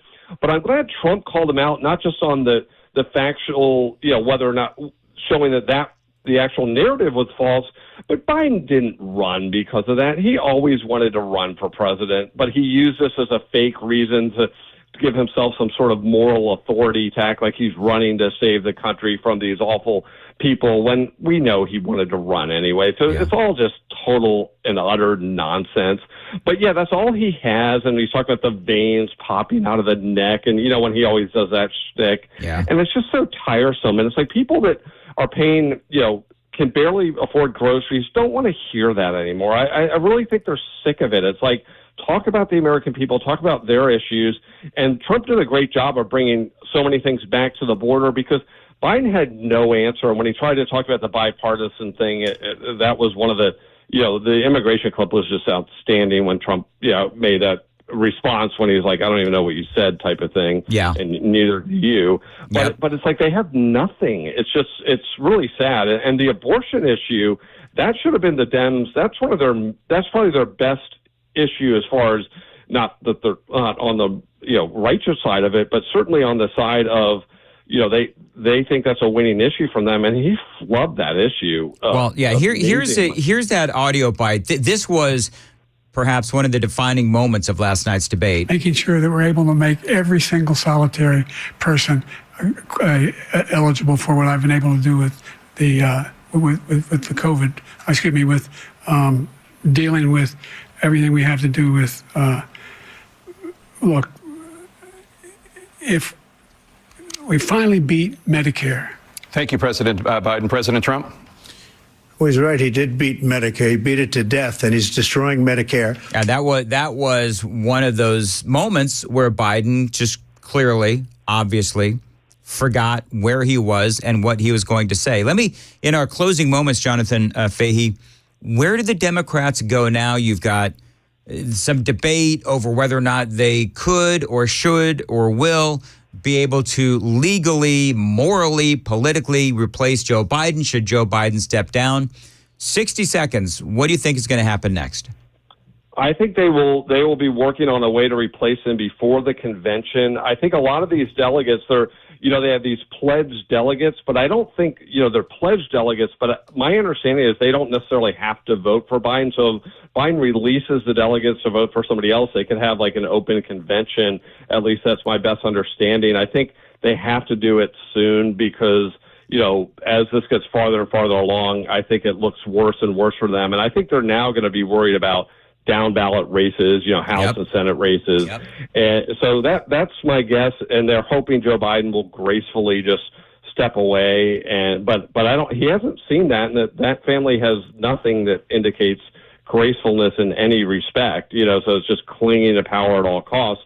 But I'm sure people are trying to figure out the best way to do it. And I'm sure Hillary Clinton, Gavin Newsom are salivating. Kamala Harris is probably, somehow thinking she might be able to weasel her way in there, but I think the Democrat establishment can't let that happen because I think she's an equivalent or bigger train wreck than Biden if she were to be on the ballot, or at the top of the ticket. So it'll be interesting, but I think they're going to move probably pretty quickly on this. All right, Jonathan Fahey, always great analysis. Thank you for joining us here on Super Talk 99.7 WTN. Coming up in the next segment, after the news at 7, I am going to go ahead and sort of reset. I've got all the relevant audio. I've got some great audio from the Democrats out there that have been saying for years, Joe Biden's fine. There's no problem whatsoever. And I have found the audio that I was looking for. Joe Scarborough this morning over there at MSNBC. I'm going to start with that audio, and it is all straight ahead on Nashville's Morning News on WTN. Big news from my friends at Window Nation. If you need new windows, you've got to consider my window company, Window Nation. They're in the middle of their semi-annual sale going on through June. So you've only got a few days left to take advantage of this great deal. This month only, you're going to get 50% off all windows plus 0% interest for 5 years and a bonus savings offer when you schedule your appointment today and you mention my name. Again, this is the company that put new windows in my downstairs basement studio up next to the kitchen and bathroom in a few weeks. I cannot wait. I really like Window Nation. They're giving me and you a great opportunity to get some fantastic windows at an incredible price. Get 50% off all windows plus 0% interest for 5 years and a bonus savings offer when you schedule your appointment today. Great windows at a great price. Schedule a fast, no obligation, in-home consultation right now with the pros at Window Nation. 866-90-NATION. 866-90-NATION. WindowNation.com.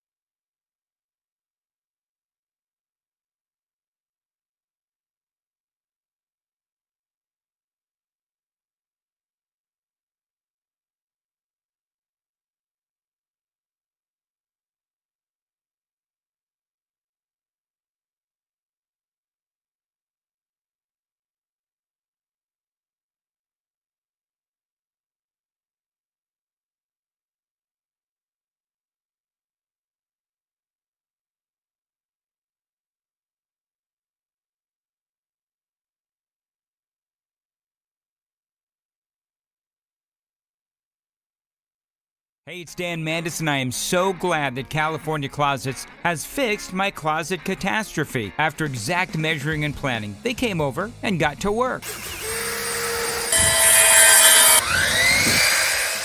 Yeah, once it was all plotted out on their 3D CAD system, the pieces are measured, cut, and precisely installed into my space. It was clean, fast, and professional, and above all, my new closets look and function great. Now, this was my dormer, and now this is my new dormer thanks to California Closets. Look at all of this added space for shirts and shoes, you name it, and it is cut so precisely, simply amazing. And my old closet that has now been reborn as the ultimate in style and functionability, making the best use of the space that I had. They can work on just about anything: bedrooms, garages, home offices, closets, pantries, and so much more. Find them online, CaliforniaClosets.com, and see what they can do for you. You can schedule a free design consultation. Mention my name, CaliforniaClosets.com.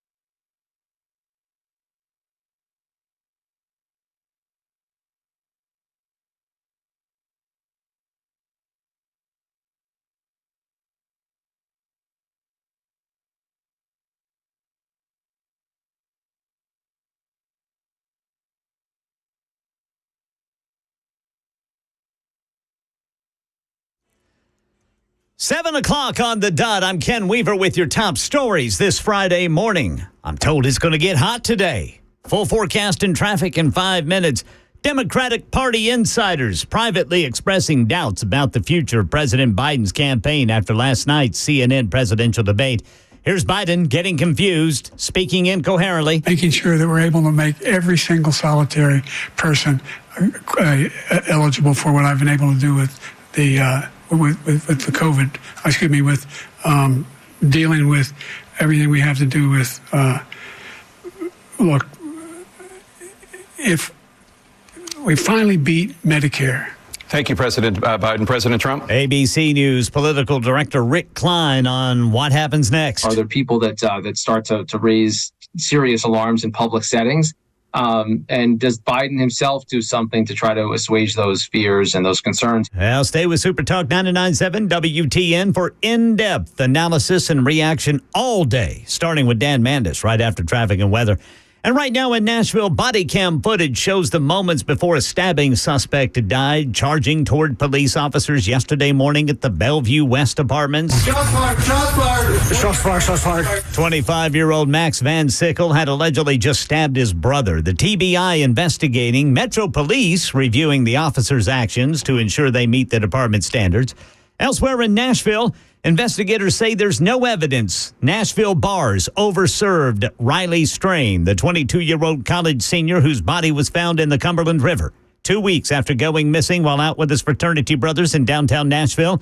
The autopsy shows Strain's blood alcohol content was more than twice the legal limit for driving, and he did have a legal form of THC in his system. Strain's death classified as accidental and caused by drowning and intoxication. So how you doing out there in traffic this morning?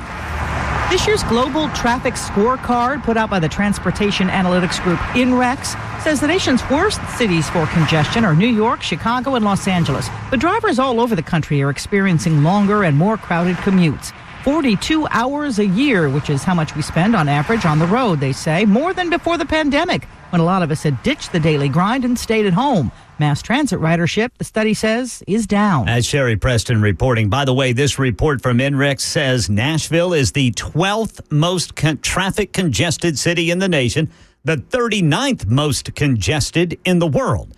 Nashvillians lose 56 work hours a year at a cost of $958 per driver because they're sitting in traffic. Market Numbers Report brought to you by Beacon Capital Management. Online at beaconcm.com. Dow futures up 16. S&P up 17. NASDAQ up 75. That's the latest news. Traffic and weather next. I'm Ken Weaver, WTN News.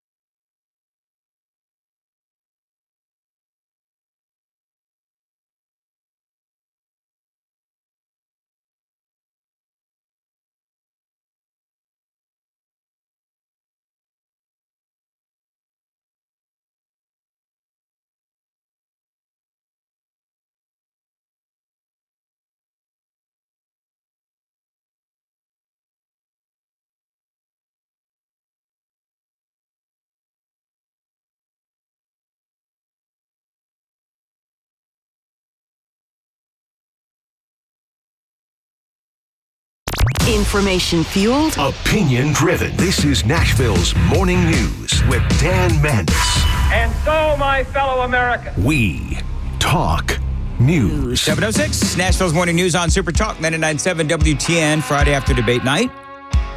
New York Times is sounding the alarm on Joe Biden's horrific performance last night with a bunch of, I guess these are opinion pieces, a couple of quick headlines. Then I've got some audio that you have got to hear from Joe and Mika this morning on MSNBC. Thomas L. Friedman, headline, President Biden is my friend. He must bow out of the race. Another one, and this is Frank Bruni, Biden cannot go on like this. Patrick Healy, his headline, I'm hearing high anxiety from Democrats over Biden's debate performance. And Nicholas Kristof, President Biden, it is time to drop out. Now, all morning long, it's now the third hour of Nashville's Morning News, and we've been kind of segueing through a bunch of audio interviews as well. I've been telling you that over on CNN, they had a post-debate poll, and they say that 67% of the American people believe that Donald Trump won the debate, 33% saying that Joe Biden somehow won the debate. Now, you've more than likely seen the audio, heard the audio. I've been playing various parts of the debate last night. Clearly, Joe Biden was having issues. Now, I was dying to know what was going on over on Joe and Mika over there on MSNBC and what they were saying about all of this. This is what they said about Joe Biden. What are we supposed to do with that? I mean, see, why do people are actually voting? Is there really one person voting for Not that just guy? foreign languages. How stupid would you have to be? Foreign. He can't complete a sentence. He can't complete a thought. Oh, wait. I'm sorry. That was them talking about Donald Trump. What? That was them talking about Donald Trump a few weeks ago. Oh, I talking about how Donald Trump could not. He can't complete a sentence. He can't complete a thought. That was them talking about Donald Trump. So you would think that, after last night's debate performance by Joe Biden. And I'm going to continue to move until we get the total ban on the total initiative relative to what we're going to do with more Border Patrol and more asylum officers. President Trump? I really don't know what he said at the end of that sentence. I don't think he knows what he said either. Look, we had the safest border in the history of our country. Obviously, as it relates to Joe Biden, last night. He can't complete a sentence. Right. He can't complete a thought. But no, Scarborough was talking about Donald Trump. That was a few weeks ago. He didn't say anything like that this morning that I can tell on MSNBC. I'm scrolling through a bunch of different clips. It looks like, though, Ken and Johnny, us married guys maybe can relate to this a little bit. They had a marital moment. Oh, really? On MSNBC, yeah.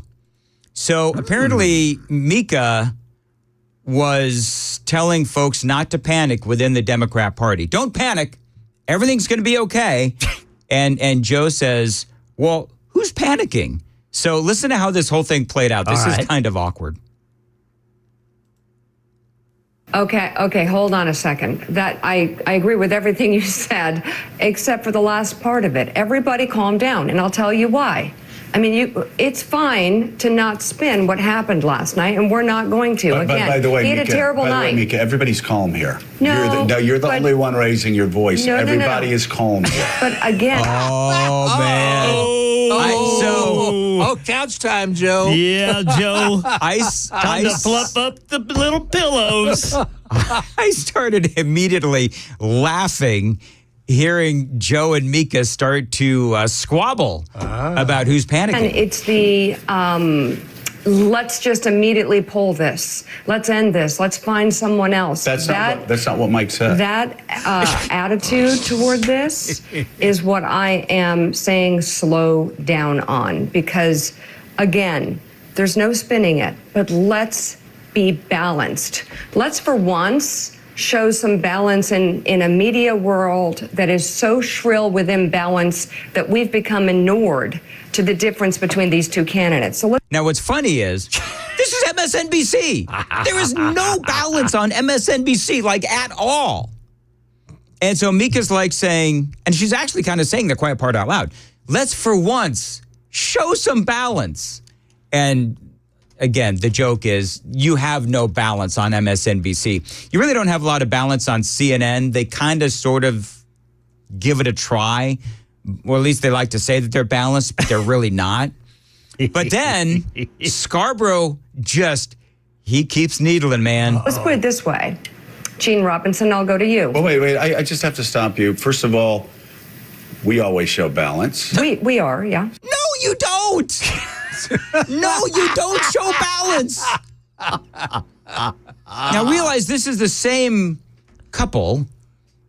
For folks who don't know, these two are married. And so they have been lying about Joe Biden's cognitive decline. And that's a big part of the conversation today, at least for my show, is... All right, so now the rest of the world knows what we have all been saying for a long time. But for Scarborough and Mika, they have to now go on television, just like a lot of these other pundits from MSNBC and CNN, they've got to go on television with egg on their face. Because now the world knows that they have been lying all along. And Joe Scarborough is lying here when he says, well, wait a minute, we do show balance. You really don't. And here you are once again lying to the American people. But, you know, they're in such a leftist bubble, progressive bubble, that maybe what they do on a daily basis is their version of balance. I don't know how they would think that, but I don't know how they can still believe that Joe Biden should be the president. Secondly, nobody's panicking. Oh, everybody's panicking, Joe. Literally, everybody's panicking. I just read you a bunch of the headlines from the New York Times, bunch of opinion pieces saying that Joe Biden has to step aside. So when Joe Scarborough says nobody's panicking, I don't know who he's reading. I don't know who he's watching. But people are panicking. Nobody's panicking. I said these were questions that Democrats and Joe Biden needed to ask themselves. And Mike said he missed one pitch down the middle after another and wasn't up to it last night. Right, okay. He said wasn't up to it last night. He said last night. Wow. Yes, dear. Since we're talking about last night, Joe. Oh, yeah. Oh, Joe. Joe, that is going to be your last night. Better start fluffing up the little pillows. And better plan on spending the 4th of July by yourself. Listen, it's time to go apartment hunting. She'll be at the beach house by herself with her friends. There you go. All right.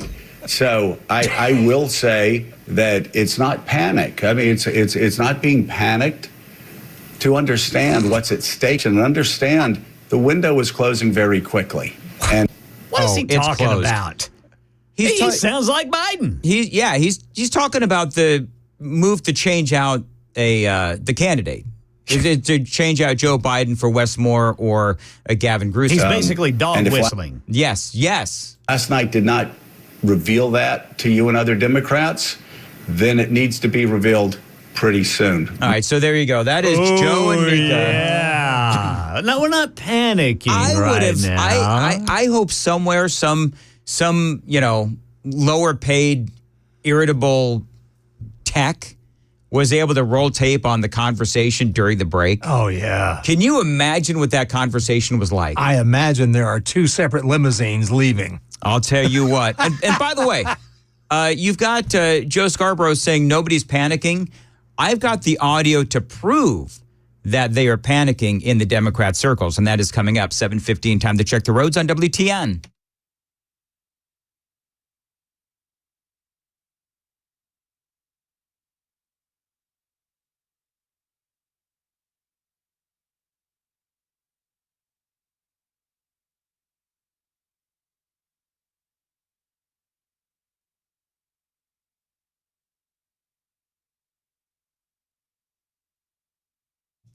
Thank you very much. 7:16, mostly cloudy today, a high of 93, partly cloudy on Saturday, high of 96, slight chance for a thunderstorm on Sunday, and a high of 93. Daily Mail has this headline. Remember, Joe Scarborough says nobody's panicking. Daily Mail's devastating Snap poll reveals how many independent voters think Joe needs to drop out after disastrous debate with Donald Trump, who won the night by 36 points. So you have that. You have, again, I mentioned it one more time, the CNN poll, 67 to 33% believe that Donald Trump won the debate, but nobody's panicking. New York Post, their headline was Democratic Disaster. Another one, Biden's candidacy in doubt after weak frozen debate performance against Donald Trump leaves Dems in aggressive panic. And the headline from Drudge, Operation Replace Biden. How to replace the president with 130 days to go. But remember, Joe Scarborough says nobody's panicking. Well, I think that Joe Biden should have listened to Joy Reid last night immediately after the debate. My phone really never stopped buzzing throughout. And the universal reaction was somewhere approaching panic. The people who were texting with me were very concerned about President Biden seeming extremely feeble, seeming extremely weak. Yep, this is Aaron Burnett with Chris Wallace. He goes through 6 days of preparation at Camp David. More than that. And they know the rules. It was more than a week. Okay, so more than a week. They know the rules. He practices with the mics. He knows every one of these questions is coming. And yet he couldn't fill the time. Now, I just want to, let's see what the White House is saying. Sources close to the White House are saying he had a cold, wasn't feeling well. I mean, as you would expect, that came out early on in the debate. But what accounts for someone with so much experience doing so much preparation and this being the outcome? Honestly, I think the question answers itself. He wasn't capable of doing any better than he did. All right, that is Aaron Burnett, who, by the way, did say that Joe Biden knew every one of those questions was coming. So if you want to read into that, did CNN give him the questions? I don't know. And you know what? It doesn't really matter at this point because he shanked him anyway. This is CNN anchor John King. Minutes into the debate, and it continues right now. It involves party strategists. It involves elected officials. It involves fundraisers. Nobody's panicking. And they're having conversations about the president's performance, which they think was dismal, which they think will hurt other people down the party in the ticket. And they're having conversations about what they should do about it. But they're not panicking. Some of those conversations include, should we go to the White House and ask the president to step aside? Other of the conversations are about, should prominent Democrats go public with that call? Because they feel this debate was so terrible. They do say, in moments in the debate later, the president got better and got his footing. No. But then at the end, even his closing statement was No. His voice got a little stronger, but, I mean, he didn't make a lot of sense. And listen, I could be going down the road of policy, but to be honest with you, nobody's talking about policy right now. Yeah. Truth of the matter is, though, is that Joe Biden was fact-checked. He was fact-checked time and time again. And that is also happening. That did, by the way, happen on CNN, where, because I think part of what's going on CNN is obviously they realize now that they have a problem. Clearly they do have a problem. And so now they are going after Joe Biden, fact-checking Joe Biden. They're also fact-checking Donald Trump. But this is what they said about the president. Some of them, he said, he's the only president in a while who didn't have any troops dying anywhere in the world. Troops have, of course, died on his watch. He said he's put in a $15 per shot cap on insulin and Medicare. It's a $35 a month cap. He said it's a $200 cap on overall drug spending in Medicare. It's $2,000 a year. He said the border now has fewer crossings than when Trump was in office. That's generally not true. He said, or at least strongly suggested, unemployment was at 15% when he took office. It was actually 6.4. He said Trump wants to get rid of Social Security. Trump doesn't. He said billionaires pay 8.2% in taxes. It's much higher. He said Trump told Americans to inject bleach amid COVID. We know Trump made foolish comments about scientists studying disinfectant injection, but didn't frame it as advice to people. And Biden said the Border Patrol endorsed him. No, its union supported the border bill he supported, never endorsed him himself. Yeah, and that. So there was a lot of fact-checking as well. And they're fact-checking Donald Trump as well. But here's the thing. We can all agree to disagree on how people analyze unemployment numbers, how people analyze the economy, how people look at different aspects of the economy and growth and all those other kinds of things. You can talk about that stuff all you want, but the reality is that you can't debate what people heard last night. You just simply can't. And I'm going to continue to move until we get the total ban on the total initiative relative to what we're going to do with more Border Patrol and more asylum officers. President Trump? I really don't know what he said at the end of that sentence. I don't think he knows what he said either. Look, we had the safest border in the history of our country. I mean, listen, Donald Trump nailed it. And Joe Biden didn't know what the heck he was saying. Donald Trump in America didn't know what that Joe sentence Biden was saying. made no sense. He started out saying we're going to get the total ban. Yep, ban that's on exactly what? right. He got ban on the border. He got lost, and then he goes into COVID and all of these other things, and clearly there is no debate, there is no fact checking on Biden's cognitive decline. Well, one thing Trump brought up, too, during the immigration debate is Biden again said, he can't do anything without Congress. And Trump said, I didn't need Congress. There you go. And Joe Biden doesn't need Congress either. But, of course, he continues to lie to the American people. But remember, Ken, nobody's panicking. No. No, but Joe's on the couch. 720. Scarborough, Joe Scarborough is definitely. I'm sure that Joe Biden is somewhere on a couch as well. Anyway, moving right along. 7:23, Nashville's Morning News on WTN. By the way, coming up, Congressman Scott Desjardins after the news at 7:30. 1-2 save on some of the biggest names in streaming on the network made for streaming.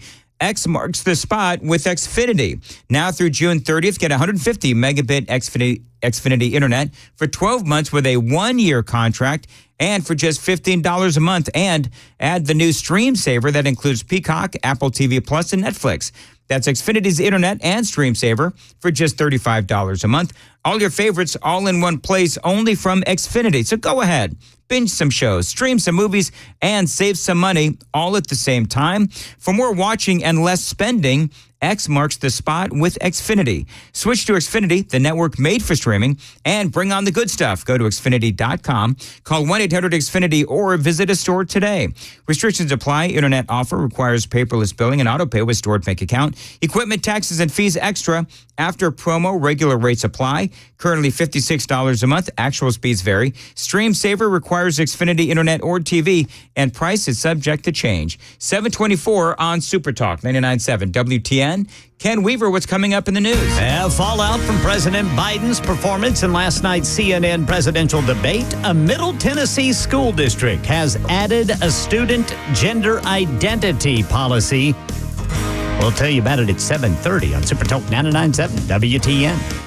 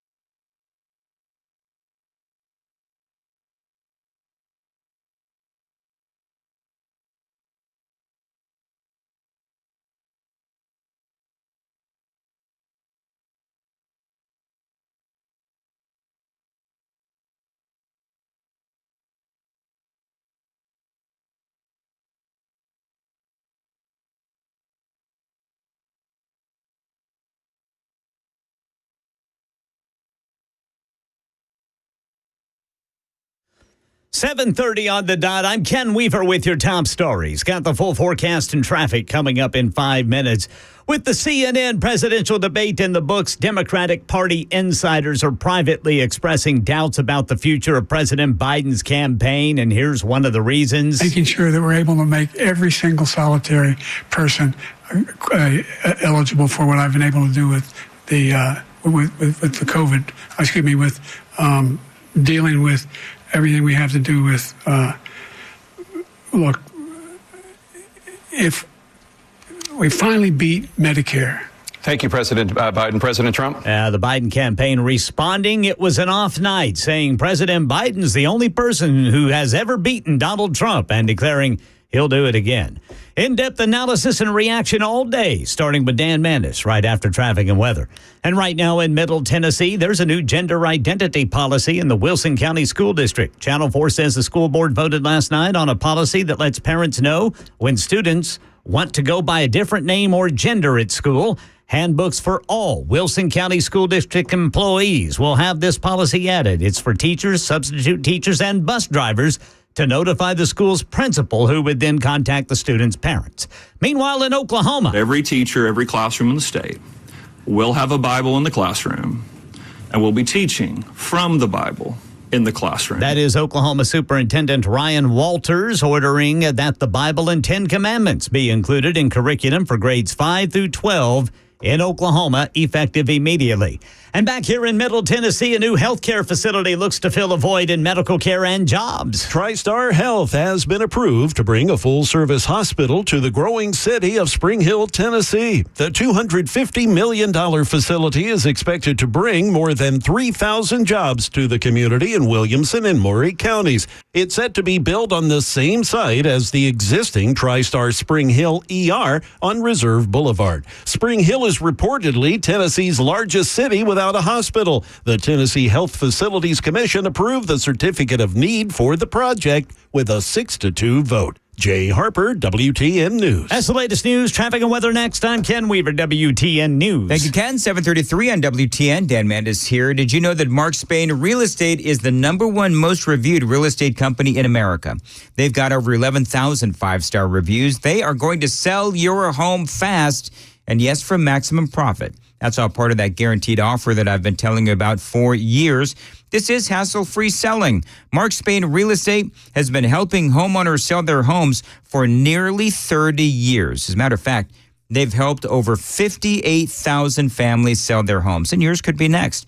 One of our listeners, Ashley, says Mark Spain Real Estate's knowledge of the market and strategy made selling my home simple. She's already recommending Mark Spain Real Estate to some of her friends. So call them today at 855-299-SOLD, 855-299-SOLD. From Mark Spain Real Estate, go to markspain.com to get a guaranteed offer on your home today. That's markspain.com and start packing.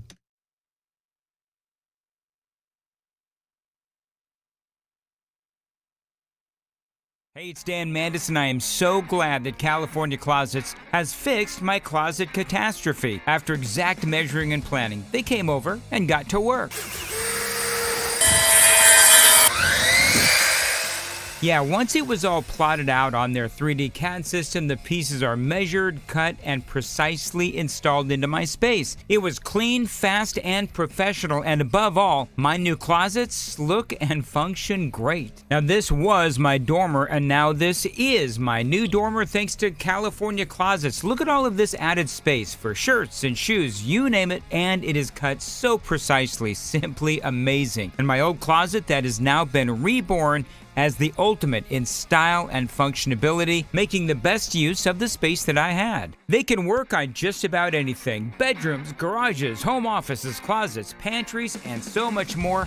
Find them online, CaliforniaClosets.com, and see what they can do for you. You can schedule a free design consultation. Mention my name, CaliforniaClosets.com.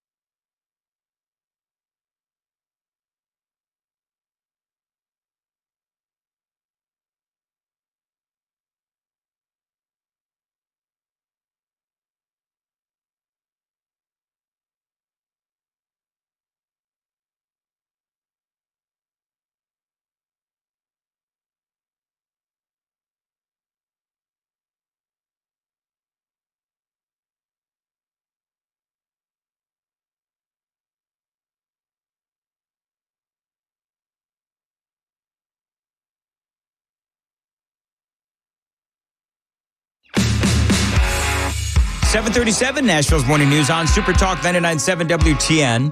Want to get right to the Newsmaker hotline. Check in with Congressman Scott Desjardins. And Congressman, there's so many things I want to talk about with you. Let's dive right into it. A couple of things real quick. People want to know what I thought about Dana Bash and Jake Tapper. By and large, I don't have an issue with them. I think that they allowed Joe Biden to do what he did last night. I think that there's a number of things going on sort of within the Democrat Party, Congressman. Number one is, part of the conversation has been, I don't remember if you and I talked about this, but this was the Democrats basically putting Joe Biden up there to fail, some will say, so that they could try to change him out. What are people in, your circles saying about the debate last night? I haven't talked to a lot of folks yet. I will later this morning, but I think you and I did discuss this maybe even yesterday. I think you brought up the fact that is this test run for Joe to see if he can perform, and clearly we got our answer. This man couldn't lead a one-man band down a deserted street, and everyone saw it, and people could say, well, he had a bad night, he had a cold, but coupled with all the gaps that we've been seeing over the past year, I think anybody watching, looking at it objectively, now knows the answer that he is in mental decline and he's not capable of leading the country. So, yes, I think that that is a real possibility. I don't know the legal way to do that when states have already voted for him. They say, oh, we don't like our guy anymore, we're going to change him. I would question whether we'll ever see another debate. There's one in September. I don't think you'll see a Trump-Biden debate. If they put up another candidate, would Trump debate them being their second or third string? Because it's not going to be Kamala. So, what would be the advantage for Trump to debate some new person that they managed to put in? Let me ask you, Congressman, because I think that you had some people that are out there, Joe Scarborough, for example, saying that the Democrat Party is not panicking. I think it is clear that they are. And part of the dynamic, though, is this is the same Joe Biden that you and I and conservatives have been talking about for the last year. This did not necessarily come as a big surprise. I'm surprised if someone is surprised at how Joe Biden fared last night, because there's nothing new here. He has been shanking his words and shanking his ideas and shanking his sentences for at least a year.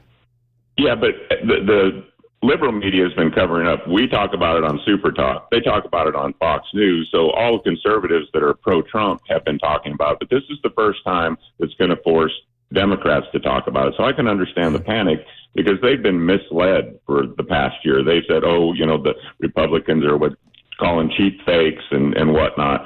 Well, this guy, I figured he would stumble last night. I figured he'd freeze up. I fully expected him to do that. I figured he'd jumble his words. I just didn't expect him to do it for 90 minutes. The guy never got out of the gate. And, it was a real opportunity for Trump. I think Trump, clearly the winner of the debate was Donald Trump. There's no question about that. Nobody who watched it objectively, even if you don't like Donald Trump, couldn't say that he won. Oh, I don't know, Congressman. There's 33% out there, according to CNN, that is saying that Joe Biden won. Clearly, those are the Trump derangement syndrome people. Right. And so if somebody had to go to the polls, if the election were held next week, Donald Trump would win hands down. So where do we go from here as Republicans? How do we focus on message discipline? You'd mentioned the moderators, and that was a big concern of mine. I do think that they were fairer than I expected. I think they bailed Biden out a couple of times when he was stumbling and bumbling. I couldn't see the timers. I don't know how much time he had left, but if there was time left and they didn't get their question answered, they would remind the candidate. But when Biden was clearly in a pickle a couple of times, they shifted to Trump. And to Trump's credit, he didn't take the bait on the climate change, or are you a climate denier? He went ahead and finished up with his own messaging, and he ignored their questions a few times, and that may bother some people. But that's smart debating, because they were trying to lead him down a different rabbit hole, and he didn't take the debate. I think he had a real opportunity on message discipline to talk about. It's good that he talked about what he did and what he accomplished and how things were. I think it's good to point out that Biden has done a terrible job, but then also I think we need to see more of a message for what message discipline in terms of what he's going to do going forward in his next 4 years. I think there was a little bit of a lost opportunity last night where he obviously had an inferior opponent, and instead of wasting time attacking him, he just needed to go ahead and be the strong one. I think he did a good job. he was set up to fail in that environment. He didn't have a crowd. He had unfriendly moderators, and he was not in his element. But I think he did a great job and clearly won. He was disciplined. I will say that by and large, he was disciplined. Let me ask you, because I mentioned this in the 5 and in part of the 6, but I'll go ahead and ask you this. Is there a danger now with, and you mentioned, and I don't necessarily know the legalese regarding the Democrats switching out their candidate at this point, but is there a danger that the Democrats may put in a Gavin Newsom or Wes Moore or whoever it might be, and now we are having Donald Trump face a more formidable opponent? Because everywhere you look, you do have many in the Democrat Party, including New York Times and Washington Post, all saying that Joe Biden must step down. If Biden does, they got to figure out what to do with Kamala Harris. But there might be some legal maneuverings here where they can somehow insert a Wes Moore or a Gavin Newsom. And then you do have former President Donald Trump with a more formidable opponent. Do you see that as a concern? Well, I see it. If we have the right strategist running Donald Trump's campaign, I don't think it's as big a problem because we're pretty late in the game here, not too far from the election. It's going to take them a little while to maneuver this if they can do it and put in a new candidate. And when you're having to go deep into your bench to try to pull out somebody to say, this is our guy now, Donald Trump just needs to be Donald Trump and talk about what he's going to do. Well, they're clearly in a weak position. So that's why I say I don't know that we'd see another debate in October. If they're saying, why won't President Trump debate Gavin Newsom? Say, well, this isn't even a legitimate nominee. This is just somebody you picked. And so I think that, there certainly could be some concerns, but I think if Trump plays his card right, he's in the driver's seat. And I'm not saying he goes in the basement like Biden did last time around, but I also think he doesn't have to acknowledge somebody that they just randomly pull out of their hat and say, this is our nominee. 7:45 on Super Talk 99.7. Congressman Scott Desjardins joining us on the Newsmaker Hotline. Real quick, got to check the roads on WTN.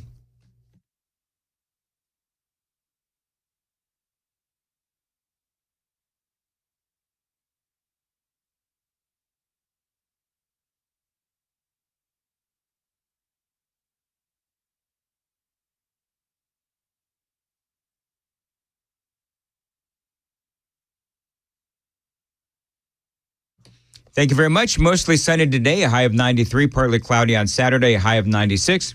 Slight chance for a thunderstorm on Sunday, high of 93 and 75 degrees now at Super Talk 99.7. WTN Congressman Scott Desjardins is joining us. And so, Congressman, I guess the next question is, we've got several months between now and November.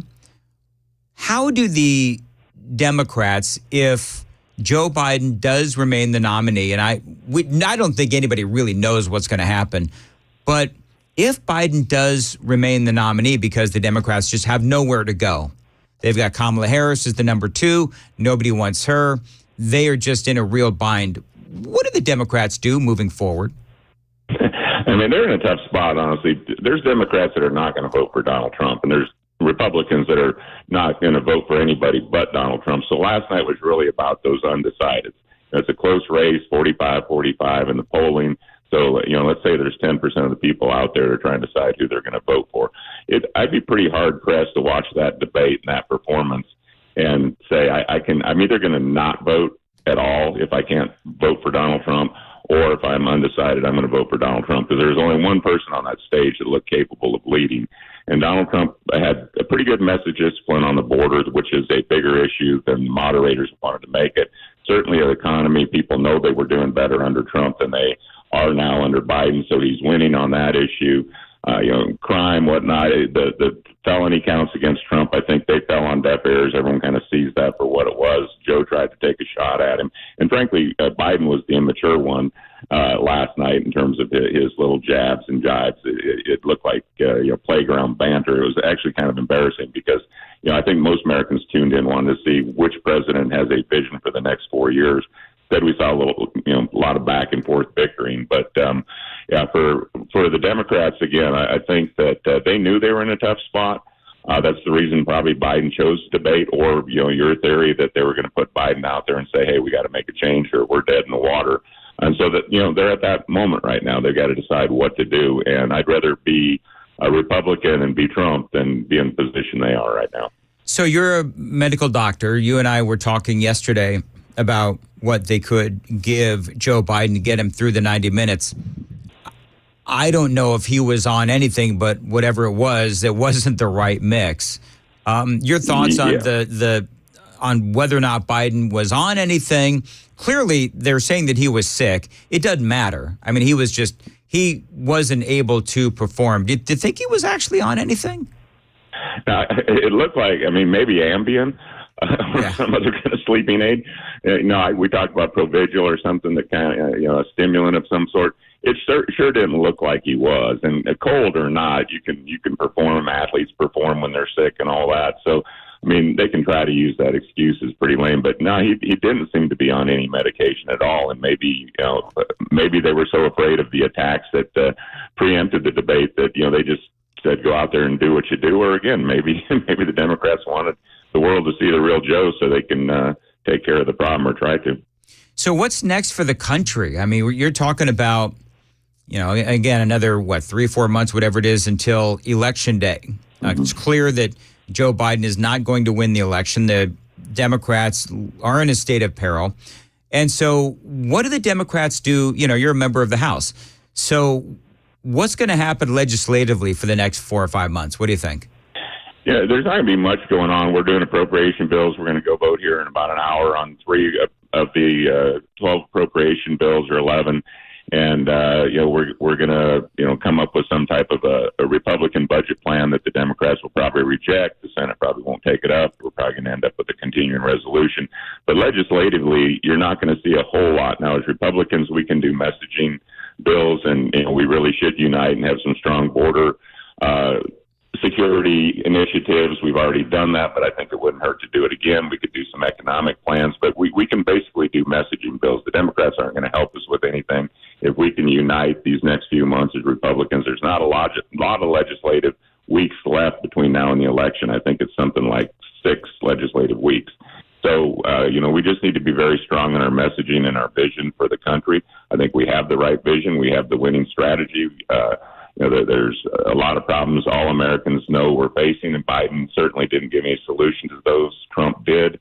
And, let's see what goes on in the world. It's 4 months, like you said. That's an eternity in an election cycle. So, is there a new war that pops up? Is there something else, some other crisis that muddies the water? But right now, Congressman, if I may, you bring up a great point, which is America saw that debate.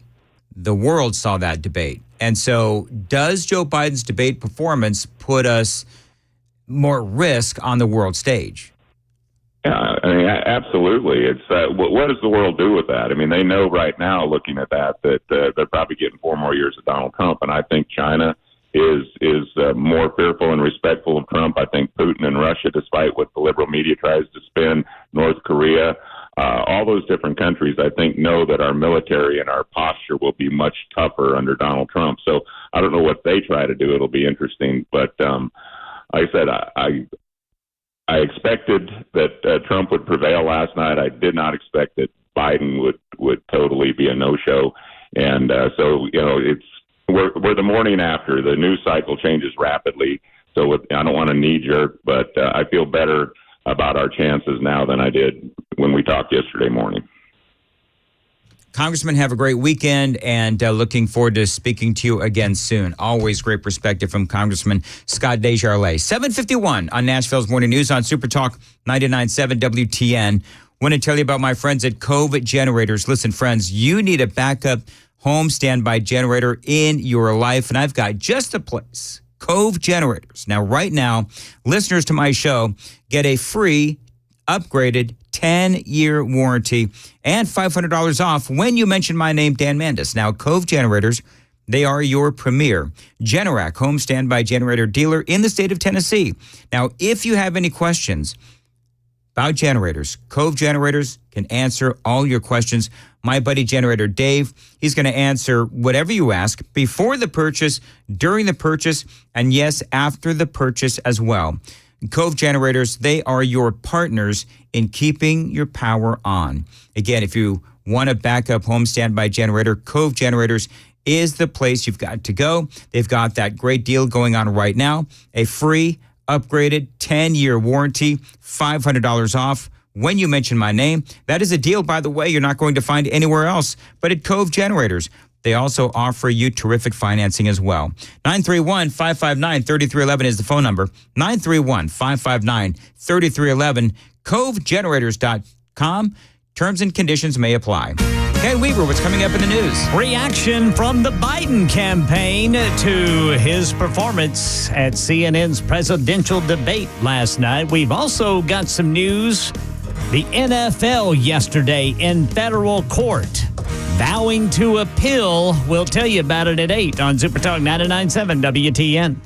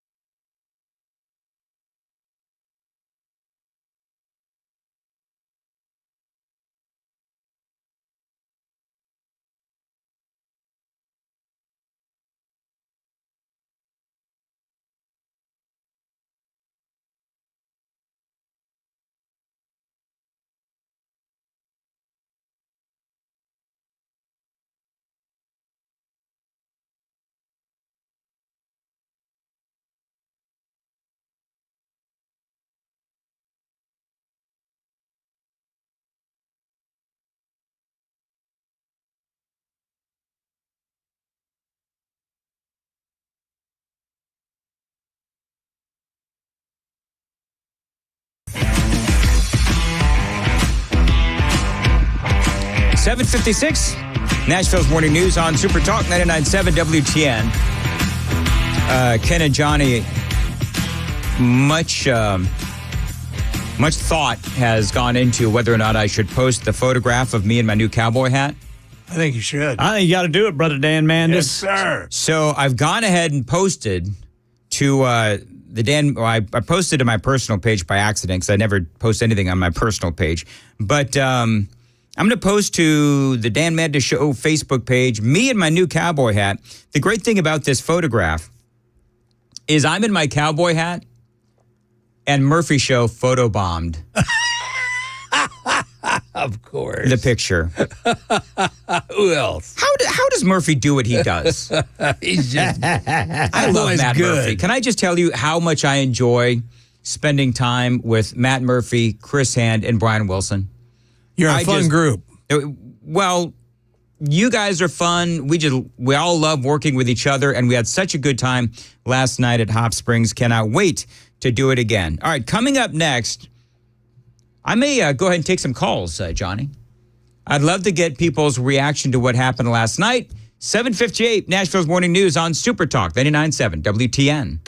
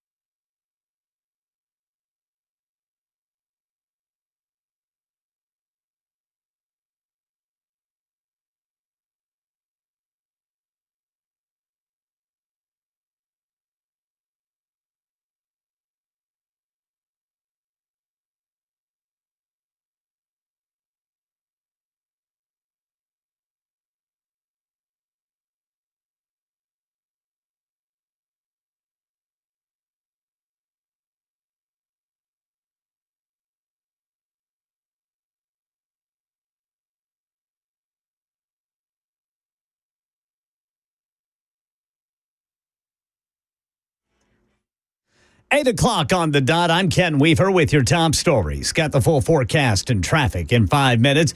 President Biden needed a win at last night's CNN presidential debate. Instead, he had a performance that has top Democrats questioning whether Biden has what it takes to beat Donald Trump in November.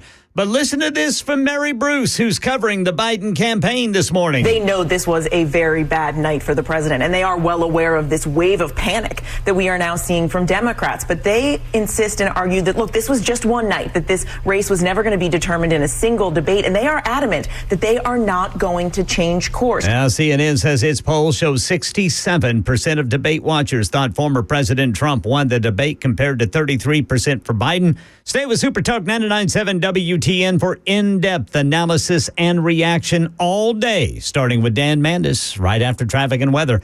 And right now in Nashville, body cam footage before a fatal officer-involved shooting shows a stabbing suspect charging toward police officers yesterday morning at the Bellevue West Department. Shots fired! Shots fired! Shots fired! Shots fired! 25-year-old Max Van Sickle had allegedly just stabbed his brother. The TBI investigating. MNPD will also review the officer's actions to ensure they meet the department standards. And a multi-billion-dollar verdict against the NFL in federal court yesterday, the league vowing to appeal. This antitrust lawsuit could change the way we watch football. More from Andrew Dembert. The league has now been ordered to pay $4.6 billion in damages to home subscribers and $96 million to commercial subscribers like bars and restaurants. The league saying, "We are disappointed with the jury's verdict. We will certainly contest this decision as we believe that the class action claims in this case are baseless and without merit. Should appeals fail, major changes could come to Sunday Ticket, including a lower price or multiple distributors." All right, you better check the label and the style of your Chase lounge chairs. Got a product recall after people's fingers were amputated. The Consumer Product Safety Commission says about 70,000 lawn chairs being recalled after 2 people had their fingers cut off while using them. The recall is for Sinmar Frontgate Resort Collection, Newport, Aluminum Chase, Antique Chase, which have brackets that can unexpectedly descend with force. The recalled lawn chairs sold at Frontgate stores in Kentucky, Ohio, Georgia, North Carolina, and Texas between February 2014 to December 2023. Market Numbers Report. Market Numbers brought to you by Beacon Capital Management. Online at beaconcm.com. Dow futures up 6. S&P up 12. NASDAQ futures up 49. That's the latest news. Traffic and weather next. I'm Ken Weaver, WTN News.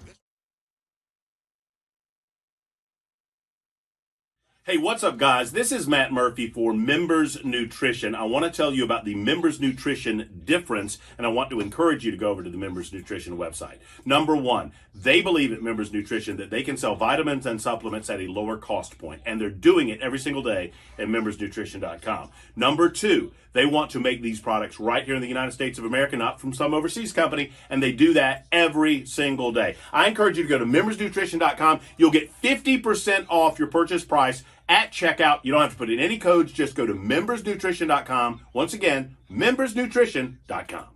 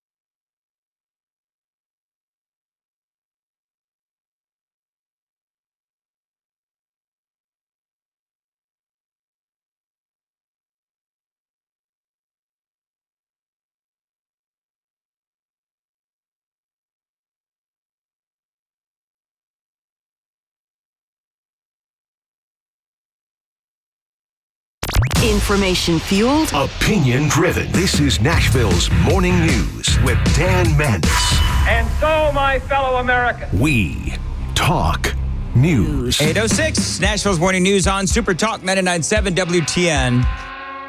Dan Mandis here along with Ken Weaver, Johnny B. I got to be honest with you folks. I've said all I've got to say on the whole debate thing. I want to know what you think. 615-737-9986. I want to take phone calls. And I want to know what you think about last night's debate. I just want your thoughts on your favorite parts of the debate. Maybe you have times that you, during the debate, that you didn't think were so great. But the phone lines are open right now, 615-737-9986. It is the Friday after the debate. I've had Congressman Scott Desjardins on, all of our political analysts as well, and I've been talking for the last 3 hours or so. So now I want to know what you think. Let's say hello to Kay on line 1. Hey, Kay, go ahead. Thanks for calling Nashville's Morning News. Thank you. I thought Joe Biden said everything that he did is really what Trump did. And then he, I was watching him breathe, and his breathing was so shallow. I thought maybe he was going to pass out any minute. Biden had that. You remember a while ago, Kay, we talked about resting Biden face, where he's got that sort of his mouth, his lips kind of like go down, and he just looks a little confused and half asleep. He had a couple of those moments last night where he was standing, his eyes were open, but nobody was home. And it was clear by his performance last night that he knew that he was not having a good night, perhaps. Although, and Kay, I appreciate the call very much. He did have this moment last night, and this is, was asking earlier if this was actually AI or if this was something that actually happened. Jill Biden last night with Joe on stage. Joe, you did such a great job. You answered every question. You knew all the facts. Isn't that crazy? You knew all the questions. You answered all the questions. Joe, you did such a great job. You answered every question. You knew all the facts. And let me ask the crowd, what did Trump do? Why? Oh, my God. So at the beginning of the show, I actually asked, is that real? Because these days you just never know. And yeah, that is real. That is Jill Biden on stage with Joe after the debate. And you can see the video on my Twitter feed at Dan Mandis Show. And Joe looks like he is waiting for his juice box because he did something good. And people are chiming in. When I talked about this earlier, people are chiming in and they're saying the look on Joe's face where he's sort of looking for approval from mommy. I mean, that's what he looks like. That is clearly a sign of dementia. 615-737-9986. Greg is on line 2 on WTN. Hey, Greg. Hey, awesome. Thanks for taking my call. I got to go in and punch in here at work in a minute. There's no words to really explain what we witnessed last night other than we all know there was no way that Joe Biden would ever beat Donald Trump in the election, and we'd no way that we'd ever not expect it to be fixed. So this is all calculated. They decided to have this debate early for him to fall on his face, which we knew he would, because they know they're got to put someone else in there. So the real question is, who do these Democrats have planned to put in to run up against Trump? Well, so that's basically why they let him fall on his face last night, because now they've set up the precedent to have him replaced before the upcoming convention for the Democrat Party. Yep. So let me ask you, Greg, real quick, because I know you got to clock in, but Wes Moore, Gavin Newsom, who do you think? I don't know, but no matter who it is, they're going to take over wherever Biden left off, just like Obama, just like the Clintons, just like even the Bushes destroyed this country. Well, and also whoever it is, it cannot be anybody. Go ahead, I'm sorry. I was just going to say, Greg, and I appreciate the call. Also realize that whoever they put in there, that person has been lying about Joe Biden and his cognitive abilities along with the entire Democrat Party. And I appreciate the call. I mean, that is also part of what was exposed last night. And I've been talking about this off and on all morning, where we now know. I mean, we all knew anyway, but the world now knows that the Democrats have been lying about Joe Biden for at least a year, if not 2. Again, we all knew that, but the Democrats have now finally been exposed as a party for the lies, as the liars that they are. John is on line 3 on WTN. Hey, John, go ahead. Hey, Hey, good morning. They kept saying that in the aftermath that he'd had a cold. I think if you look back on his videos on YouTube, you'll find that little cough has been there for some time. He does that all the time. Well, he's got the cough, he's got the low gravelly voice, and the very tired pattern of speaking.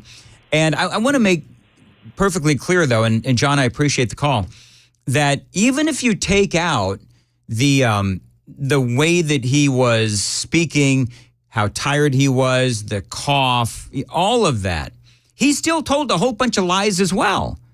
And I've been playing you the audio of CNN fact-checking Joe Biden. I'm not going to play it again because I know that there's a lot of folks that want to mention how they felt about last night's debate. But there was a lot of lies that Joe Biden told, and these have been lies that he's been telling for 3.5 years. Andrew is on line 4 on WTN. Hey, Andrew. Morning, Dan. Thank you for all you do. Thank you. I'm going to take a little issue with you saying that Joe lied. To lie, you have to know what you're saying is an untruth. Example, Jill and Joe are at dinner. Jill has her favorite cookie, a macaroon. She walks away. He grabs the cookie. He's sitting there chewing on the cookie, and Jill looks at him and says, Joe, did you take my macaroon? And he looks at her with crumbs on his fingers and says, no, because he doesn't remember that a macaroon is a cookie. Andrew, I think that's actually a very fair statement to make. I mean, if he really believes his own BS about Charlottesville, for example, even though that has been fact-checked time and time and time again, he still talks about it. He still talks about it like it's true, even though even Snopes came out last week and debunked it. But maybe his handlers aren't telling him, that he is lying to the American people. They're afraid to tell him, or he just doesn't remember. Andrew, that's a great point, and I appreciate the call. Ethan is on line 5 on WTN. Hello, Ethan. Hey, Dan, first-time caller. Thanks for taking my call. Thank you for calling. Yes, sir. I wanted to make a comment on I would say the demeanor of Trump last night was excellent. I think that the way he approached that was the way that he should have approached it. He didn't come off as obnoxious or rambunctious. I mean, he came in as smart, cool, collected.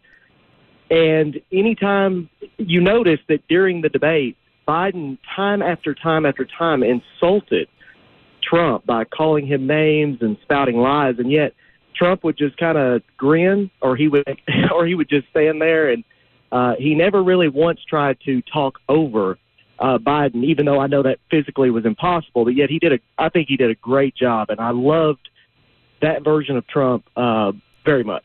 I agree with you, Ethan. I think that he was incredibly disciplined. He knew that last election cycle's first debate, where he was a bull in the china shop, he learned from that mistake, and he executed perfectly, and I appreciate the call. More of your calls coming up next, 8:15. Time to check the roads on WTN.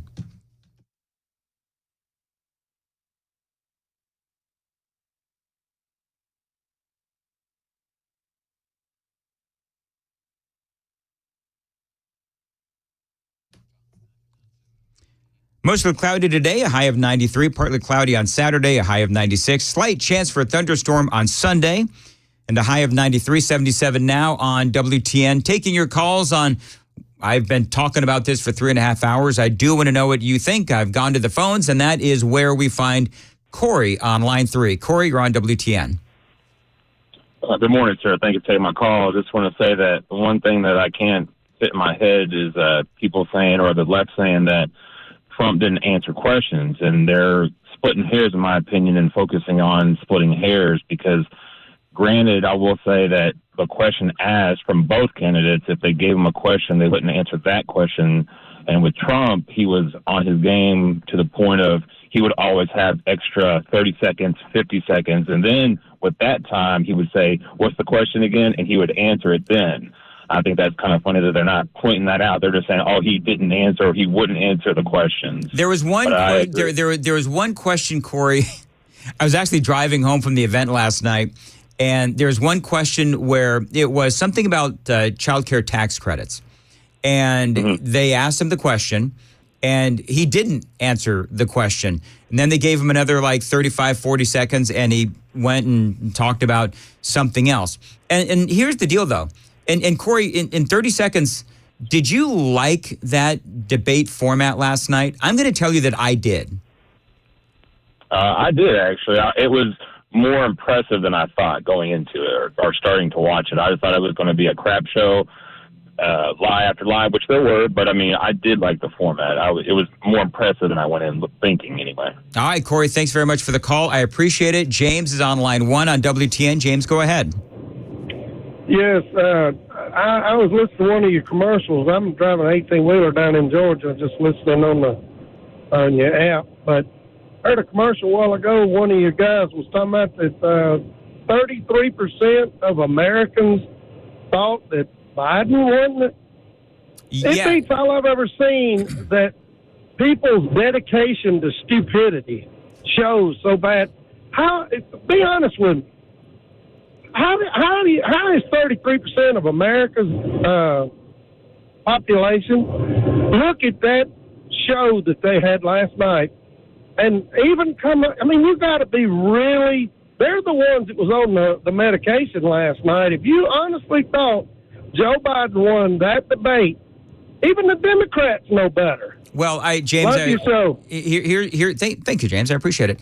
I think that the 33% who thought that Joe Biden won the debate, those are people that are blinded by their bias and partisanship. That's what that is. They just cannot. They're so infused with TDS, Trump derangement syndrome, that they simply cannot admit that Joe Biden lost, because that would mean that Donald Trump won. Because I agree with you. Who in the world are these 33%? Todd, very quickly, is on WTN. Todd, hi, go ahead. Hey, Dan, thanks for taking my call. Real quick thought, boy, it's a softball that's teed up right now for Mike Johnson and Donald Trump both. They need to take the authority and call for the 25th Amendment, put Kamala in place. I know nobody really wants that, but now you're forcing the Democrats to face the issues and just throw that curveball right back at them. I'll hang up and listen. All right. Thank you very much. Well, the 25th Amendment has to be instituted by the president's cabinet. They're not about to do that. They also don't want Kamala in place because she's got, although I don't know about this morning, but she's got lower approval ratings than Joe Biden does. But the Democrats, there seems to be two lines of thought here.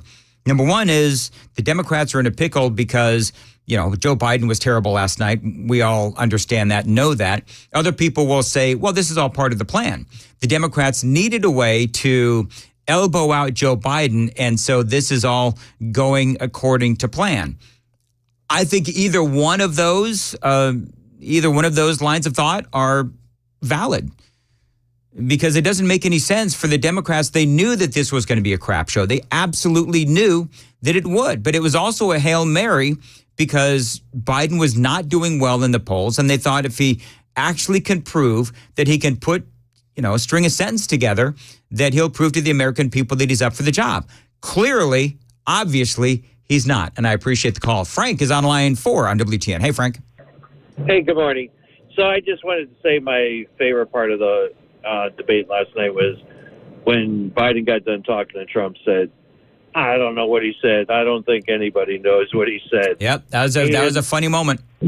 Yeah, and on top of that, one more thing is I think Trump should have brought more numbers into the debate, like when they talked about the border going, hey, we had 500,000, for 1 year, you got 500,000 in one day. I think Trump should have brought more numbers for other subjects. And and Frank, it's interesting you say that, and I appreciate the call. That's something that I said yesterday, is Trump has to bring his A game, and he's got to have facts. He's got to have figures.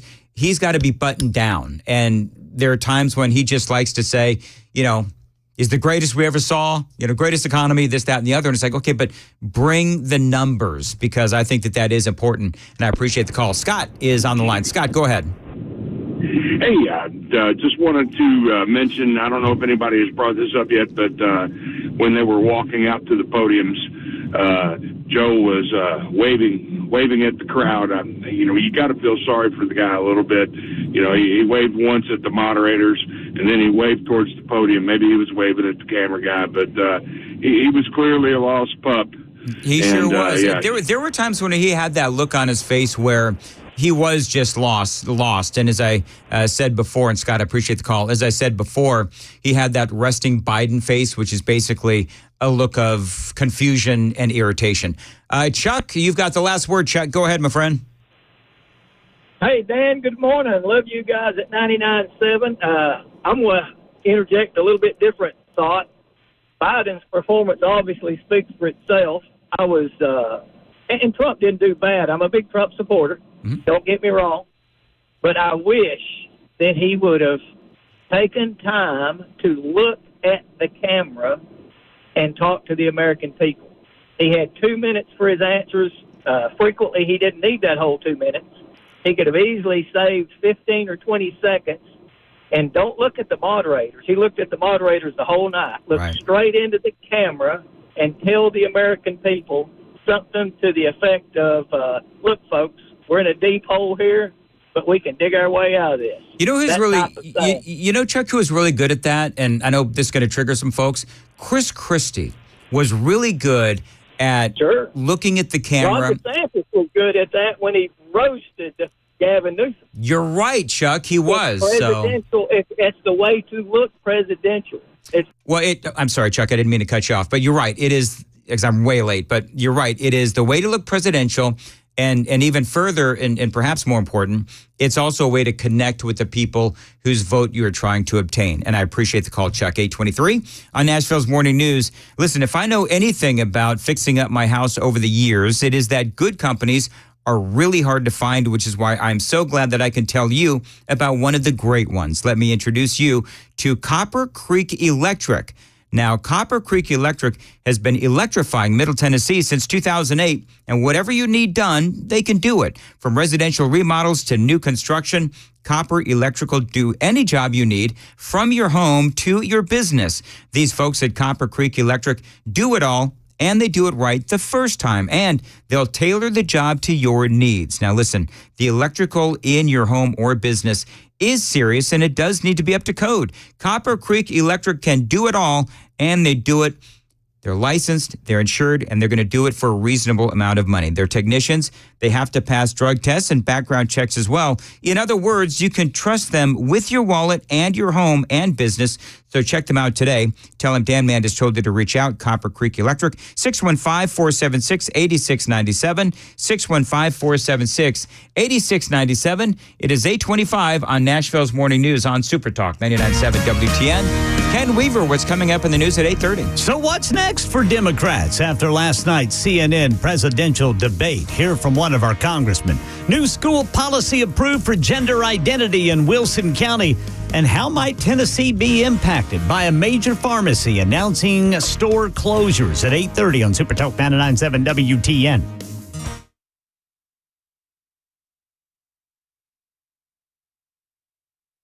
The guaranteed offer is the easiest way to sell your home. It's really simple. We bring you an all-cash offer.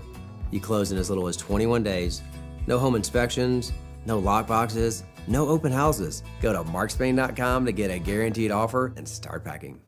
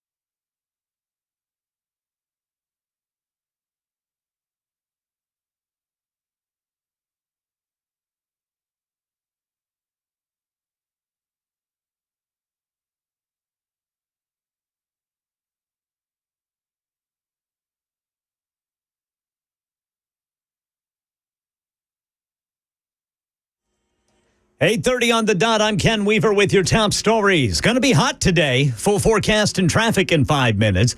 What if Democrats put someone else up for president after Joe Biden's performance in last night's CNN presidential debate? Tennessee, 4th District Congressman Scott Desjardins telling WTN's Nashville's Morning News he thinks it's too late to pose a real threat to Trump. I see it. If we have the right strategist running Donald Trump's campaign, I don't think it's as big a problem because we're pretty late in the game here, not too far from the election. It's going to take them a little while to maneuver this if they can do it and put in a new candidate. And when you're having to go deep into your bench to try to pull out somebody to say, this is our guy now, Donald Trump just needs to be Donald Trump and talk about what he's going to do. Well, they're clearly in a weak position. Now, the Biden campaign responding, saying they're not giving up. In-depth analysis and reaction all day, starting with Dan Mandis and Brother Chris Hand right after traffic and weather. Right now in Middle Tennessee, there's a new gender identity policy in the Wilson County School District. Channel 4 says the school board voted last night on a policy requiring teachers, substitute teachers, and bus drivers to tell the principal and the principal to tell parents when students at school say they want to go by a different name or gender. And we're waiting to see how Tennesseans might be impacted after a major pharmacy chain announced it's going to start closing stores. Walgreens on Thursday announced plans to close a significant number of underperforming stores across the U.S. due to ongoing challenges with its profitability and declining margins. While Walgreens didn't specify how many of its more than 8,700 stores will be affected, CEO Tim Wentworth told the Wall Street Journal that a meaningful percent of the underperforming locations would shut down. Walgreens blaming many of the closures on a challenging retail environment and higher shrink levels, which is the loss of inventory from things such as theft. Jay Harper, WTN News. Data company Scrape Hero says there are 266 Walgreens pharmacies in Tennessee. All right, let's check the markets now that trading is open. Right now, the Dow down 15, S&P up 5, NASDAQ up 17. That's the latest news. Traffic and weather next. I'm Ken Weaver, WTN News. Thank you, Ken. 8:33, Nashville's Morning News on Super Talk 99.7. Dan Mandis here. It is an election year. I bet you're wondering if you're invested for the future for your retirement, regardless of what happens. Well, I cannot tell you how you're invested, but what I can tell you is that Paul Winkler can answer all the questions that you have. Now, Paul has been on the radio here in Middle Tennessee for nearly 20 years, and he and his team are all former investment brokers, insurance agents, and one was even a securities attorney who worked for one of those big financial companies. They know the investing world inside and out, and they are ready to put that knowledge to work for you. Check out Paul Winkler and his entire team, paulwinkler.com, one of the best websites around. These folks are fee-based. In other words, no commissions, which means they're not trying to sell you something. They want to teach you how to relax about money. Call them 615-851-1950. 615-851-1950, paulwinkler.com.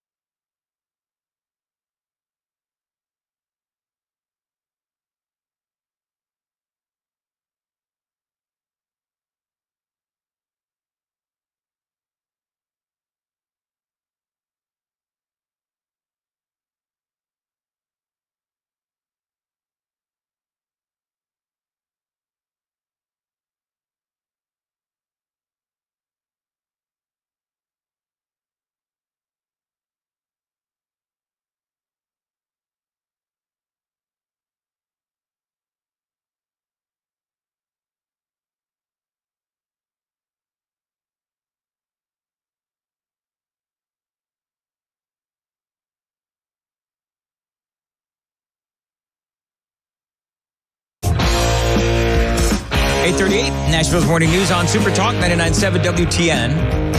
All right, so I think it's official. Johnny B, Ken Weaver, Chris Hand. Here, the gang of Four Amigos, brought to you by My Patriot Supply and preparewithmandis.com. I think it's official. What is it, Brother Dan Mandis? I think the cowboy hat was a success. All right. All right, rope them. You should have wore it this morning, man. You ought to have it on right now. So I posted the photo of me in my new cowboy hat given to me by Brent. Yeah. At the big event last night at Hop Springs. I love those cowboys. Big, Man, they were fun. Big Giles County rancher. Yes, sir. Yeah, these guys are cool. And I put it on and got some good response. All right. You look sharp. They did. Well, what does it say? What is it the ladies like, a sharp-dressed man? They do. Yes, they do. do. I'm going to take, I'll take that home to Amy. See if I can get lucky tonight. Well, hey, honey, I got the hat on. And nothing else. Oh, no, she'll tell me to get dressed. Trust me. Well, what? She'll be like, go put your sweatpants back on. I don't want to see anything like that. Now she won't be woken up to Bryan Adams. It'll be George Strait. Yes. There you go. That's exactly right. The cowboy rides away. Yes. You want to listen to some country covers of Journey? Hey, can I just very briefly? There's something going on here at the radio station. What is it, Brother Dan? That I really must address. Uh-oh. Okay. Now, yesterday, when I was leaving the radio program, somebody had put a magnet on my locker. And the magnet on my locker says, I made a little sculpture of you. And it's a rabbit taking a poop. What? On a toilet. It's like a cartoon rabbit going to the bathroom, sitting on a toilet. That's workplace harassment, you know. So it might be. I thought, that's funny. All right, whatever, cool. Today, a different magnet. You know what today says? No. Go away. Jeez. Wow. So that's your locker. Yeah, that's my locker. Oh, okay. Lower left. And boy, it's weird. Your locker and my locker have been the only ones that get screwed with. Oh, really? Because you got screwed with? That's why I took my magnets down, because people were turning them upside down. Well, one even disappeared. I don't have magnets. I just have these. I don't know if those are passive-aggressive or aggressive messages, but being put on my locker. That sounds very aggressive. Now, everybody thinks it's Murphy. But see, I think it's close. I think it's somebody. I say Bell. Can I just say this?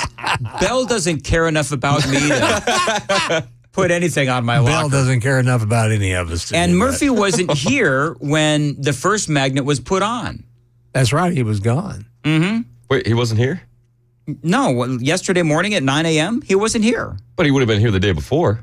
Yeah. Yeah, but I had been to my locker. Oh. In other words, whoever... Are you sure you were alert at 3 a.m. enough to Yes, to I was notice it? alert at 3 a.m. enough. The Murphy wasn't here when the thing was put on. It had to be somebody that was here during the morning show, Chris. I'm not gonna buy you magnets. I got 4 kids. You think I'm wasting my money? You know how much we get paid here. You hired me. Do you think I'm gonna waste that on magnets? I'm feeding my kids bananas out here in this economy. Listen, Yes, I understand. We all do. Was it true that you were grabbing everyone's leftover pizza and taking it home yesterday? Anyway, I like that. Well, what a fun night last night. It was. It was a great night last night. We've spent some of the time talking about it this morning. That pizza was outstanding, and I knew it would be. Fatty Maddie's Pizza was really good. Yes, Hop Springs has done incredible things with their facility. Woo, I had a big old glass of cold beer there, man. It was real good. Yep. Real dark beer. Yep. And the facility was great. They were great to work with. And I think our events just keep getting better. Yeah, 100%. I want them to all be in Murfreesboro. You and me both, Ken. Yes, I will third that. Power to Murfreesboro. Yeah. All right. Well, sorry, but I live in Wilson County, so... I'll go to Wilson County, too. Yeah. Yep. So met a lot. And here's what I like about our events, and then we'll move on, is that we meet new people every time. Yep. You know, there's the ones that are there all the time. Love those folks. Right. And then there's new people coming in, too. And I like meeting, new listeners all the time, obviously. And it was just a good time and really enjoyed it. I don't want to watch a debate another way ever again. No, we need a live crowd. It was crazy because I watched the debate there with our audience and I got the reaction from the crowd and the atmosphere. And then I went home and watched it quietly in the living room. Not the same. Not the same. No. It didn't hit the same. It was like when Trump would make a point, people would scream like it was a WWE match. That's what it was like. And it was great because you could feel the excitement of everybody in the room. And I just personally, I hated to leave, but I had to because, I had to get up really early this morning. Bedtime. I was way past my bedtime. I'm going on like 3 hours of sleep. It was past my kids' bedtime. We were the last ones standing. It was like 10:30, and I had my kids still running around out there. You know what? I bet you Donald Trump will write them an excuse to stay home from school today. Well, it's the middle of summer, Dan. Oh, there is that, isn't there? At least you would have an autograph note from Donald Trump. Yeah, you get a sweet note. We'd frame it. That's for sure. You would think I would know because I've got Riker at home. Did I mention I'm going on 3 hours of sleep?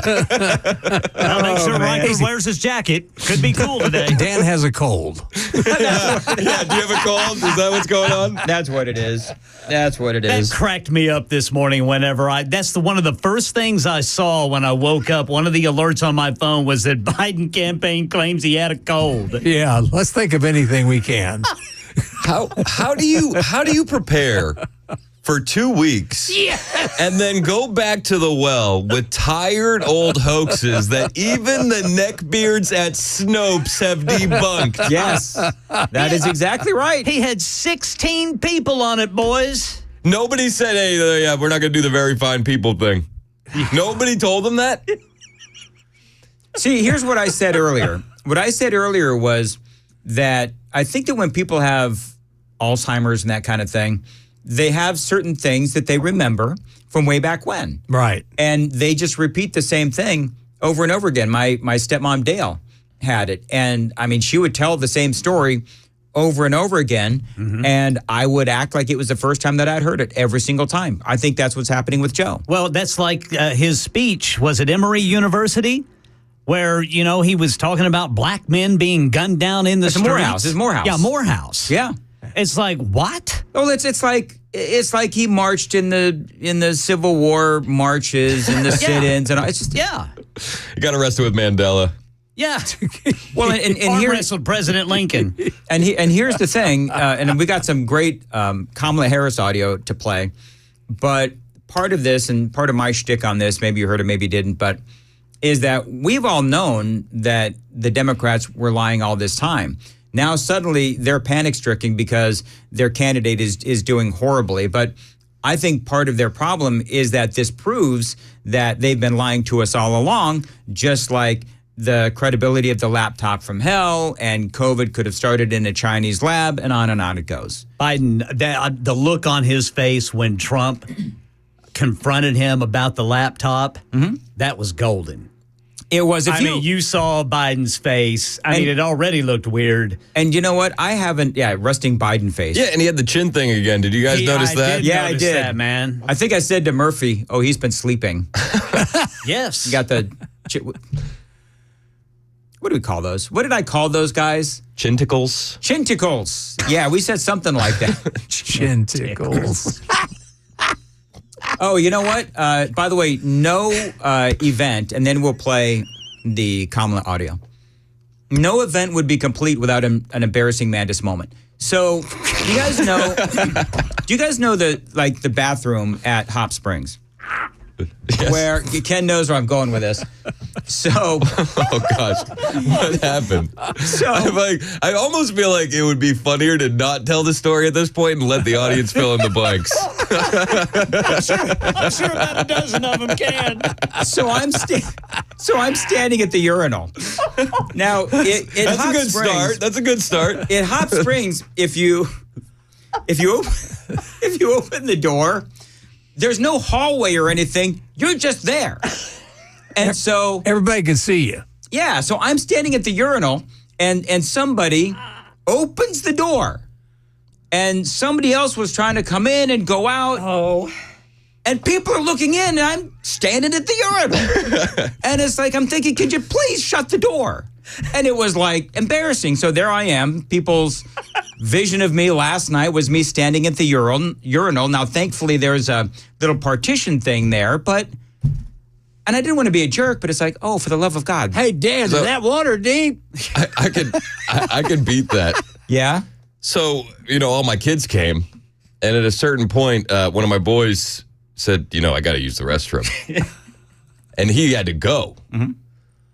So for about 15 minutes during the debate, I'm awkwardly standing inside the restroom, just outside one of the stalls, doing nothing, just twiddling my thumbs, waiting for him to be done.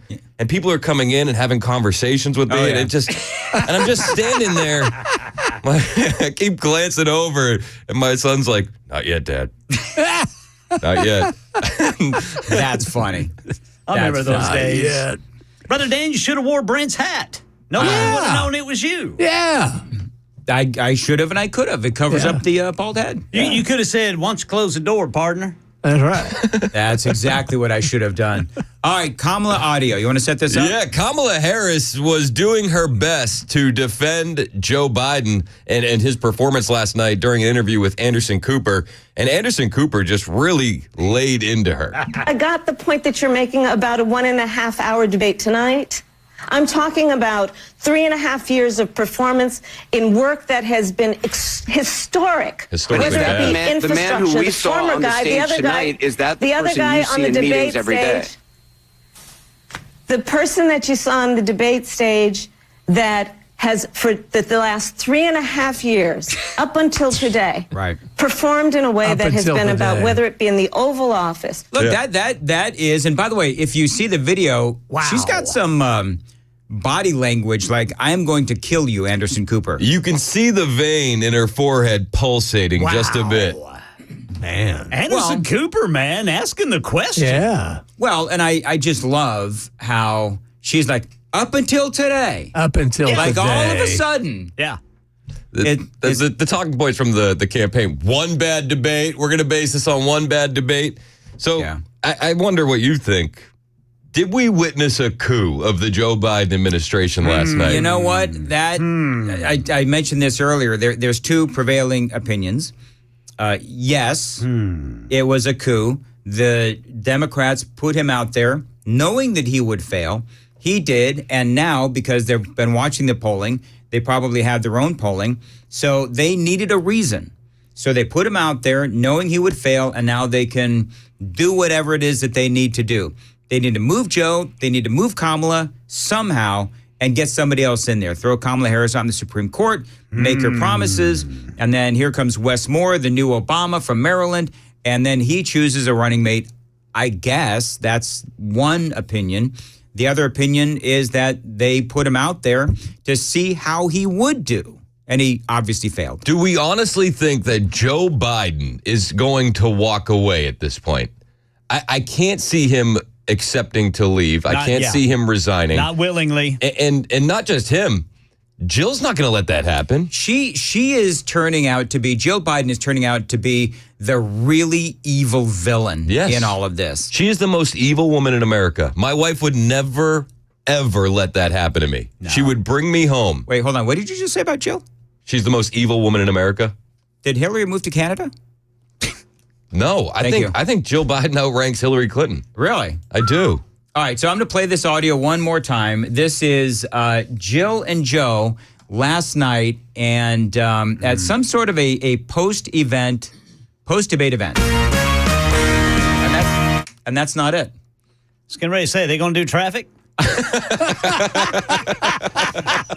is good. Just so you know, the The computer's been acting a little squirrely. That's some kind of pivot. He's going to go from the White House to being a traffic reporter. Because, he used to drive trucks. Yeah, there you go. All right, here it is. Joe, you did such a great job. You answered every question. You knew all the facts. And let me ask the crowd, what did Trump do? Why? I mean, what is that? Like, number one, it sounds like they got a bunch of first graders in there. Number two, she's treating Joe like a first or second grader, as I mentioned a couple of times now.